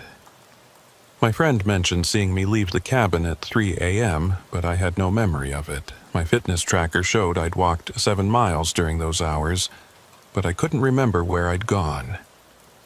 And when I checked the photos on my phone, photos I didn't remember taking, they showed Louisiana swampland. Cypress trees and standing water and a narrow road winding through vegetation. In one photo, taken at 3:47 a.m. according to the timestamp, I could see the entrance to Parish Road 447, that rusted gate hanging open, inviting. I deleted the photos, but the next morning, they were back. I cut my leave short and returned to Louisiana. Something was wrong with me, something that went deeper than memory issues or confusion. Parish Road 447 had gotten into my head, and it was still there, still affecting me, still pulling me back even when I was physically far away. When I returned to the office, Special Agent Carson called me into a meeting. He was sitting with 2 people I didn't recognize, a woman in her 40s with graying hair and sharp eyes, and a younger man who looked like he'd be more at home in a university than an FBI office. "Agent Holt," Carson said, "this is Dr. Rebecca Marsh and Dr. James Calloway. They're specialists in unusual cognitive phenomena." "Psychiatrists?" I asked, feeling defensive.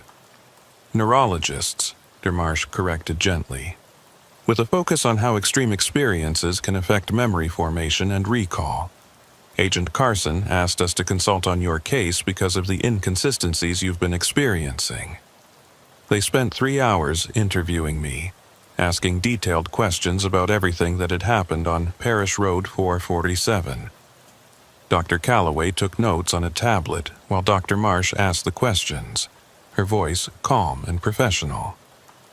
"When you remember finding Sarah Dalton in the cocoon," she said, "can you describe the sequence of events in detail?"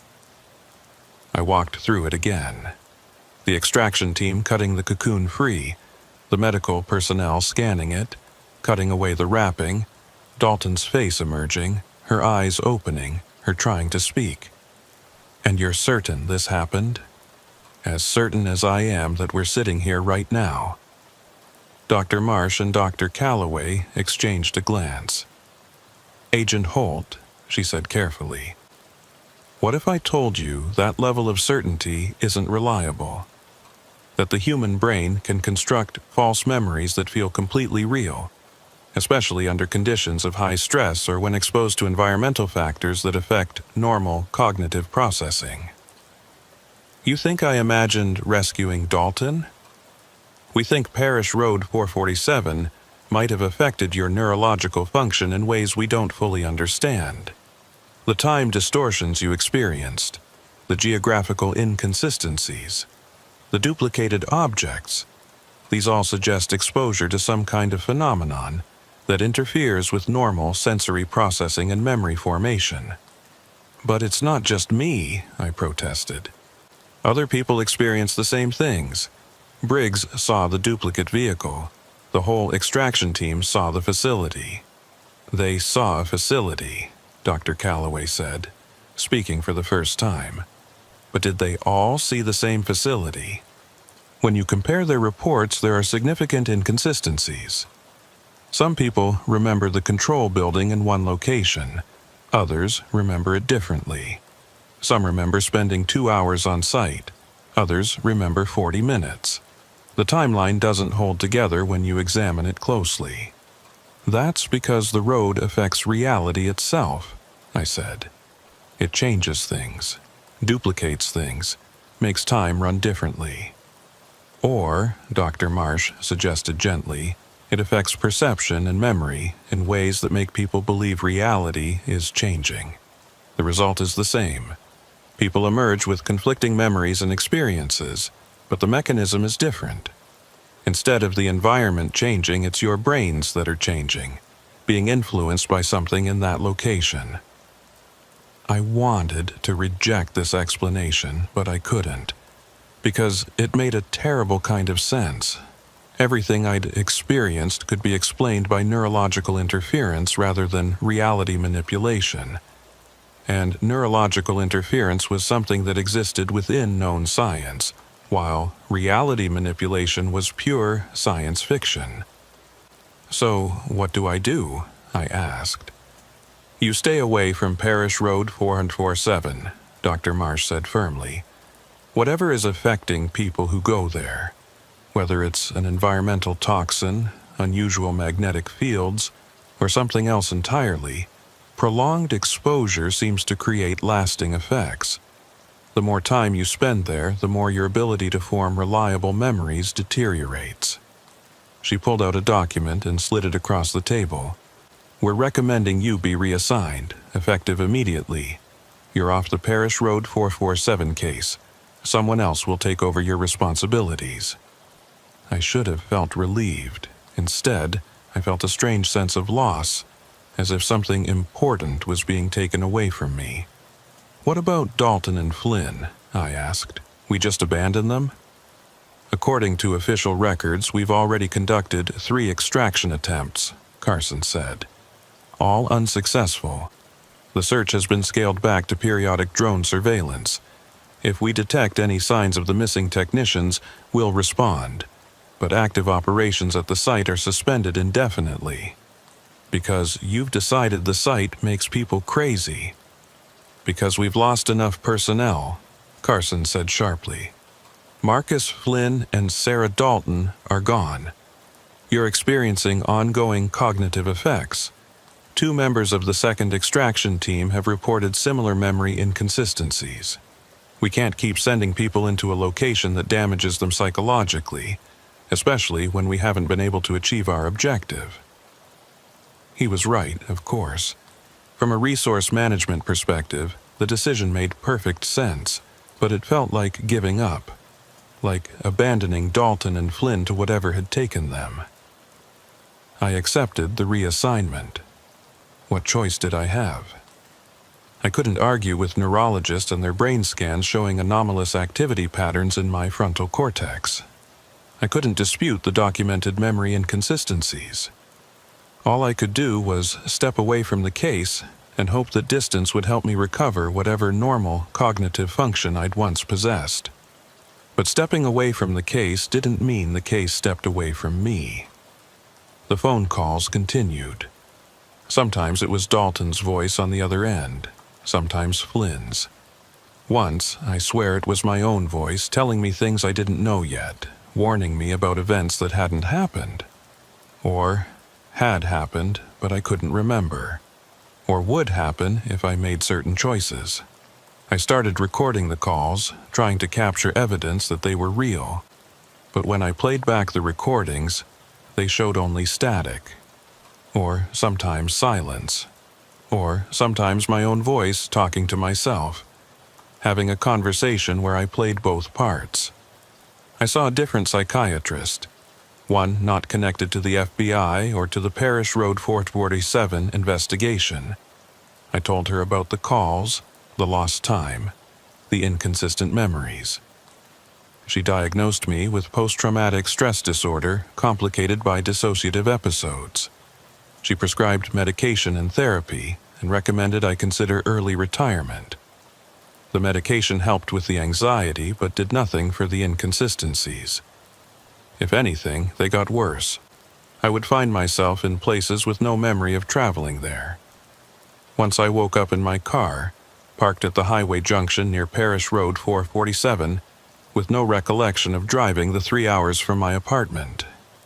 My odometer showed I'd driven 247 miles, but the distance from my apartment to that junction was only 186 miles. Where had the extra 61 miles come from? I checked my GPS history. It showed a direct route from my apartment to the junction. No detours, no extra distance. But the odometer didn't lie. I'd physically driven 247 miles, unless the odometer was lying, unless it had been affected by proximity to Parish Road 447, just like everything else, or unless I'd driven onto the road itself, spent time there in a fugue state, then driven back out with no memory of the experience but with the physical evidence of the extra miles recorded. I called Briggs from the highway junction. "I think I've been going back," I told him. "At night, when I'm not conscious of it. I think I'm being drawn back to the road." There was a long pause. "Kyle, listen to me carefully. You need to come back to the office right now. We need to talk about your fitness for duty. I'm not making this up. I'm sitting here right now, 3 hours from home, with no memory of how I got here. That's not PTSD or dissociation. That's the road affecting me. Or it's you affecting yourself," Briggs said quietly. "You're obsessed with this case. It's consumed you. And now you're acting out that obsession in ways you're not fully aware of. I'm not crazy. I didn't say you were, but you're not well, Kyle. You need help, and you need to accept that help before this gets worse." I drove back to the office. They put me on administrative leave, pending a full psychological evaluation. The evaluation took 3 days and involved more brain scans, cognitive tests, memory assessments, everything the Bureau could throw at me to determine if I was fit to continue as an agent. The results were inconclusive.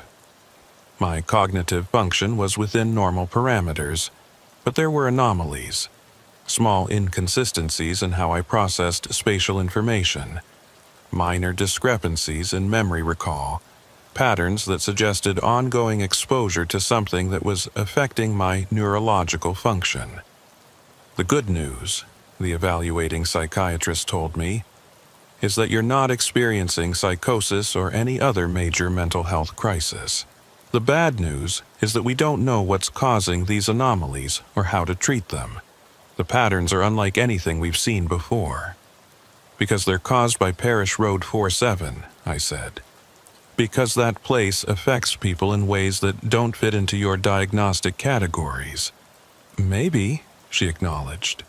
"Or maybe the stress of the experience has caused some kind of subtle brain injury that we don't have the tools to properly detect. Either way, I can't certify you for active duty. I'm sorry." I was placed on indefinite medical leave. Not fired, not forced out, but effectively sidelined. I still had my badge and my credentials, but I wasn't assigned to any cases. I was told to focus on recovery, to work with therapists and neurologists, to give my brain time to heal. But how do you heal from something that's still affecting you? How do you recover when the thing that damaged you is still reaching out, still pulling at you, still drawing you back no matter how far away you try to stay. I spent the next 6 months in a kind of limbo. I went to therapy appointments and took my medications and tried to rebuild some kind of normal life. I dated a woman I met at a coffee shop, tried to explain my situation without sounding insane, watched the relationship fall apart when she found me standing in my backyard at 2 a.m., staring south toward Louisiana, mumbling about roads and cocoons and missing miles. I started keeping a detailed journal, documenting everything I experienced, trying to build a coherent narrative from the fragments of memory and experience I had left. But when I read back through the journal, I found entries I didn't remember writing, observations that contradicted earlier entries, whole pages that seemed to be written by someone else in my handwriting. On one page, dated 4 months after my medical leave began, I found this entry. Went back to the road tonight, 3rd time this week. The facility has changed again. The control building is gone entirely now, replaced by something else, something that looks like it's been there forever but wasn't there yesterday. I can feel the road inside my head now, rearranging things, changing my memories even as I form them. But I'm getting better at navigating it. I can stay on course for longer periods. I'm getting closer to finding them. I have no memory of writing this. No memory of going back to Parish Road 447. No memory of any of the events described. But when I checked my car's odometer, it showed I'd driven 512 miles since the last oil change. My GPS history showed only local trips, to the store, to therapy appointments, to the coffee shop where I'd met that woman whose name I was already forgetting. 512 miles unaccounted for. Roughly the distance of 6 round trips to Parish Road 407. I confronted myself about this. Sat down with the journal, with my car records, with every piece of evidence I could gather and tried to figure out what was happening to me. Was I experiencing dissociative fugue states where I was driving to the road without conscious awareness? Or was there another version of me, a duplicate, like the duplicate vehicles we'd found, who was making these trips while I remained unaware? Or was the road reaching into my mind from a distance, creating false memories of trips I'd never taken, planting evidence of visits that had never occurred? I couldn't determine which explanation was correct. All I knew was that I was losing time, losing memories, losing my grip on the basic question of what was real and what wasn't. Dr. Marsh called me one evening, 9 months after the extraction attempt. Her voice on the phone was professional but concerned. "Agent Holt, I wanted to inform you that we've had a development in the Parish Road 447 research." "What kind of development?" "We brought in a team from MIT, physicists specializing in spatial anomalies. They've been running experiments at the site, and they've discovered something interesting.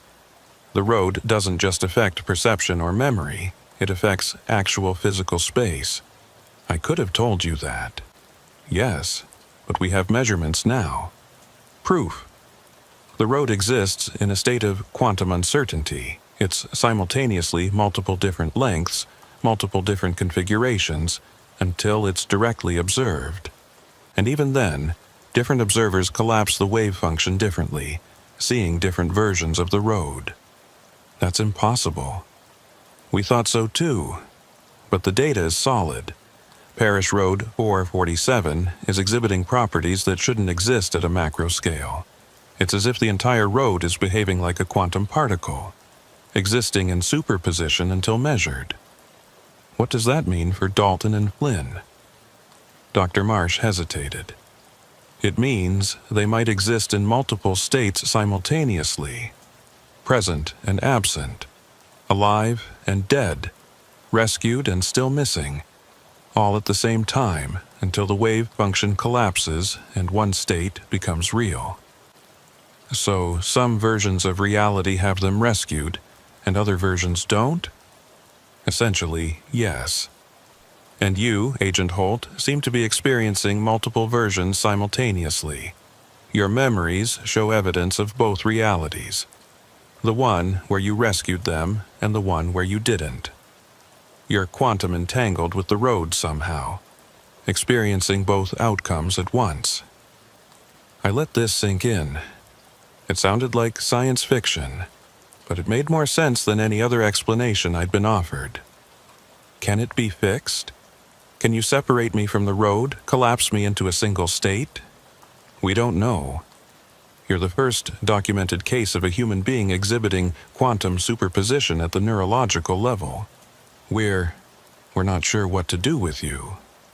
The line went quiet. Finally, Dr. Marsh spoke again. There is one option, an experimental procedure. We could expose you to a strong enough observation field that it might force your wave function to collapse, consolidate your memories into a single consistent timeline. What's the risk? We don't know. It's never been attempted before. You might end up with complete memory loss. You might end up consolidated into the wrong version of reality, the one where you never went to Parish Road 447 at all, losing all your experiences and skills as an agent. Or the procedure might kill you outright. Or it might work. Or it might work, she agreed. I thought about it for 3 days. I thought about living the rest of my life in this uncertain state, never knowing which memories were real, never knowing if the people I remembered saving had actually been saved. I thought about those phone calls from Dalton, or from myself, or from nothing at all. I thought about the journal entries I didn't remember writing and the miles I didn't remember driving. And I realized that this wasn't living. This was existing in a state of permanent uncertainty, quantum limbo, trapped between versions of reality like some kind of conscious Schrodinger's cat. I called Dr. Marsh back. Let's do it. The experimental procedure. Whatever the risk, it's better than this. They scheduled the procedure for 2 weeks later at a research facility in Massachusetts. I spent those 2 weeks putting my affairs in order, writing letters to family members in case I didn't survive, trying to make peace with whatever outcome would result. 3 days before the scheduled procedure, I received one final phone call. The voice on the other end was clear this time, unmistakable. It was Sarah Dalton. "Kyle," she said, and her voice sounded normal, healthy, alive. "Don't do the procedure, please. You'll kill us. Sarah, where are you? Are you really there?" "I'm everywhere and nowhere. I'm in the road, Kyle. We both are, Marcus and I. We exist in the quantum uncertainty. When you collapse your wave function, you'll collapse ours too. You'll force reality to choose a single state, and that state might be the one where we don't exist at all. That doesn't make sense. You're either alive or you're not. No, we're both. We exist in superposition, just like you do now. In some versions of reality, you rescued us. In others, you didn't. In some, we died in those cocoons. In others, we're still there, waiting. As long as the uncertainty remains, all these versions exist simultaneously. We're alive in some of them, but if you collapse the wave function, you might choose a reality where we're dead. Or I might choose one where you're alive and rescued. You might, but it's a 1 in 7 chance, according to the probability calculations. 6 out of 7 possible outcomes result in our deaths. Is your certainty worth those odds? I sat there holding the phone, trying to understand what she was telling me. So I should just stay like this? Uncertain forever? It's not uncertainty, Kyle. It's possibility. It's existing in multiple states at once. It's strange and it's difficult, but it's also freedom in a way. Freedom from being locked into one single timeline, one single version of events. You can experience all the possibilities, all the outcomes, all at once. But I can't function like this. I can't work, can't maintain relationships, can't even trust my own memories. You'll learn. We did. Marcus and I, we've adapted to existing in quantum superposition. You can too. It takes time, but you can learn to navigate it, to choose which version of reality you want to experience at any given moment. And if I don't want that? If I want to be normal again? Her voice became sad. Then you'll have to accept that being normal means killing 6 out of 7 versions of us. Can you live with that choice? I canceled the procedure. Dr. Marsh was disappointed but understanding. It's your choice, she said. But I hope you realize that you're condemning yourself to a very difficult existence. I know, but I can't. I can't kill them, even if they're just quantum possibilities, even if they're not real in the conventional sense. I can't be responsible for collapsing their wave functions into death. So I remain here, in my apartment in Mobile, existing in superposition. Some days I'm an FBI agent on medical leave. Other days I'm an agent who successfully rescued Dalton and Flynn and returned to full duty. Other days I'm someone who never went to Parish Road 447 at all, whose life followed a different path entirely. I've learned to navigate the different versions, to hold multiple realities in my mind simultaneously without going mad. It's like learning a new language or a new way of thinking. Difficult at first, but gradually becoming more natural. Sometimes Dalton calls me, and we talk about her recovery, about her return to work, about the strange experience of existing in quantum limbo. Other times, Flynn calls, sharing his own experiences, comparing notes on how to maintain coherent identity while experiencing multiple timelines. And sometimes I call myself speaking to versions of Kyle Holt who made different choices, who exist in different probability branches. We share information, warn each other about potential dangers, try to navigate the quantum maze together. The journal has become more coherent now that I understand what's happening. Each entry is tagged with a probability signature, indicating which version of reality it belongs to. I can flip through the pages and see my life branching out into multiple timelines, each one equally real, each one a legitimate version of my existence. Parish Road 447 is still there, still shifting, still affecting people who venture onto it. But now I understand what it is. Not a road that changes reality, but a road that exists in multiple realities simultaneously. A quantum bridge between probability states, and I understand why I was affected so strongly by it. Some people can interact with quantum uncertainty without becoming entangled with it. But some of us, people whose brains are wired in certain ways, who have particular neurological patterns, we become part of the superposition. We collapse into the road's quantum state and begin existing in multiple timelines at once. It's not madness, it's not brain damage, it's quantum entanglement at the neurological level, a phenomenon that shouldn't be possible but undeniably is. I still work for the FBI in some versions of reality. In others, I've retired. In others still, I never left medical leave. All these versions are equally real, equally valid, equally me. And in all versions, I remember Parish Road 447. I remember the missing mile, the duplicate vehicles, the reversed facility, the thing in the underground chamber. I remember both rescuing Dalton and Flynn and failing to rescue them. I remember the phone calls that were real and the ones that weren't. Because all of it happened, and none of it happened. And the question of which version is real is meaningless when you exist in quantum superposition. The case file remains open in some timelines, closed in others. Parish Road 447 remains accessible in some versions of reality, sealed off in others. Dalton and Flynn are alive in some probability branches, dead in others, still trapped in cocoons in others still.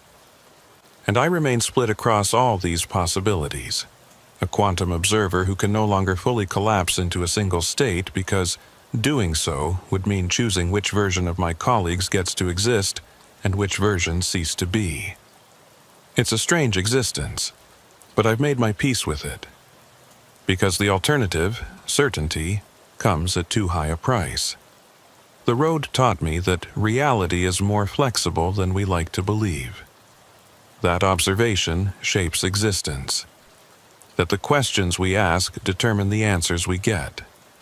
And the question Parish Road 447 forces us to ask is this: is it better to exist in one certain state or to exist in multiple possible states simultaneously? I chose possibility over certainty. I chose quantum superposition over collapsed wave function. I chose to remain entangled with Parish Road 447 and all its implications. And now I live in the space between realities, experiencing all the versions of my life at once, holding contradictory truths in my mind without contradiction, existing as a living example of quantum mechanics applied to human consciousness. Some days it's overwhelming, most days it's manageable, and on the best days it's actually liberating to know that every choice I make branches into multiple outcomes, that every version of me exists simultaneously, that no single decision can truly be called a mistake because somewhere, in some timeline, I made a different choice and experienced a different outcome. Parish Road 447 didn't break me. It transformed me. It showed me that reality is far stranger and more complex than I'd ever imagined. And it gave me the ability to navigate that strangeness, to exist comfortably in uncertainty, to embrace quantum possibility rather than collapsing into false certainty. The investigation continues in some timelines. In others, it's long closed. In others still, it never began. But across all timelines, across all probability branches, one thing remains constant. I remember. I document. I bear witness to the impossible, the uncertain, the quantum. That's what makes me still useful to the Bureau, in the timelines where I still work for them. I can investigate cases that exist in multiple states, crimes that haven't quite collapsed into single definite outcomes, mysteries that resist conventional analysis because they exist in quantum superposition. I'm the agent you call when reality becomes negotiable, when the evidence contradicts itself, when witnesses remember different versions of the same events, when the crime scene exists in multiple configurations simultaneously. I'm Agent Kyle Holt, and I exist in quantum superposition. The road remains. The mystery endures. And I remain between states, between certainties, between the many possible versions of truth that compete for dominance in the space where Parish Road 447 has taught me to live. This is my case file, all versions of it, simultaneously. And somewhere in some timeline, Sarah Dalton and Marcus Flynn are reading this, understanding what I've done for them, grateful that I chose to remain uncertain rather than collapsing their possibility space into probable death. And in other timelines, they never read this because they never existed to read it. Both are true. All versions are true. That's what Parish Road 447 teaches you in the end. Reality is what you observe it to be, and if you can hold multiple observations in your mind at once, you can exist in multiple realities simultaneously. It's not madness, it's quantum mechanics, and it's where I live now.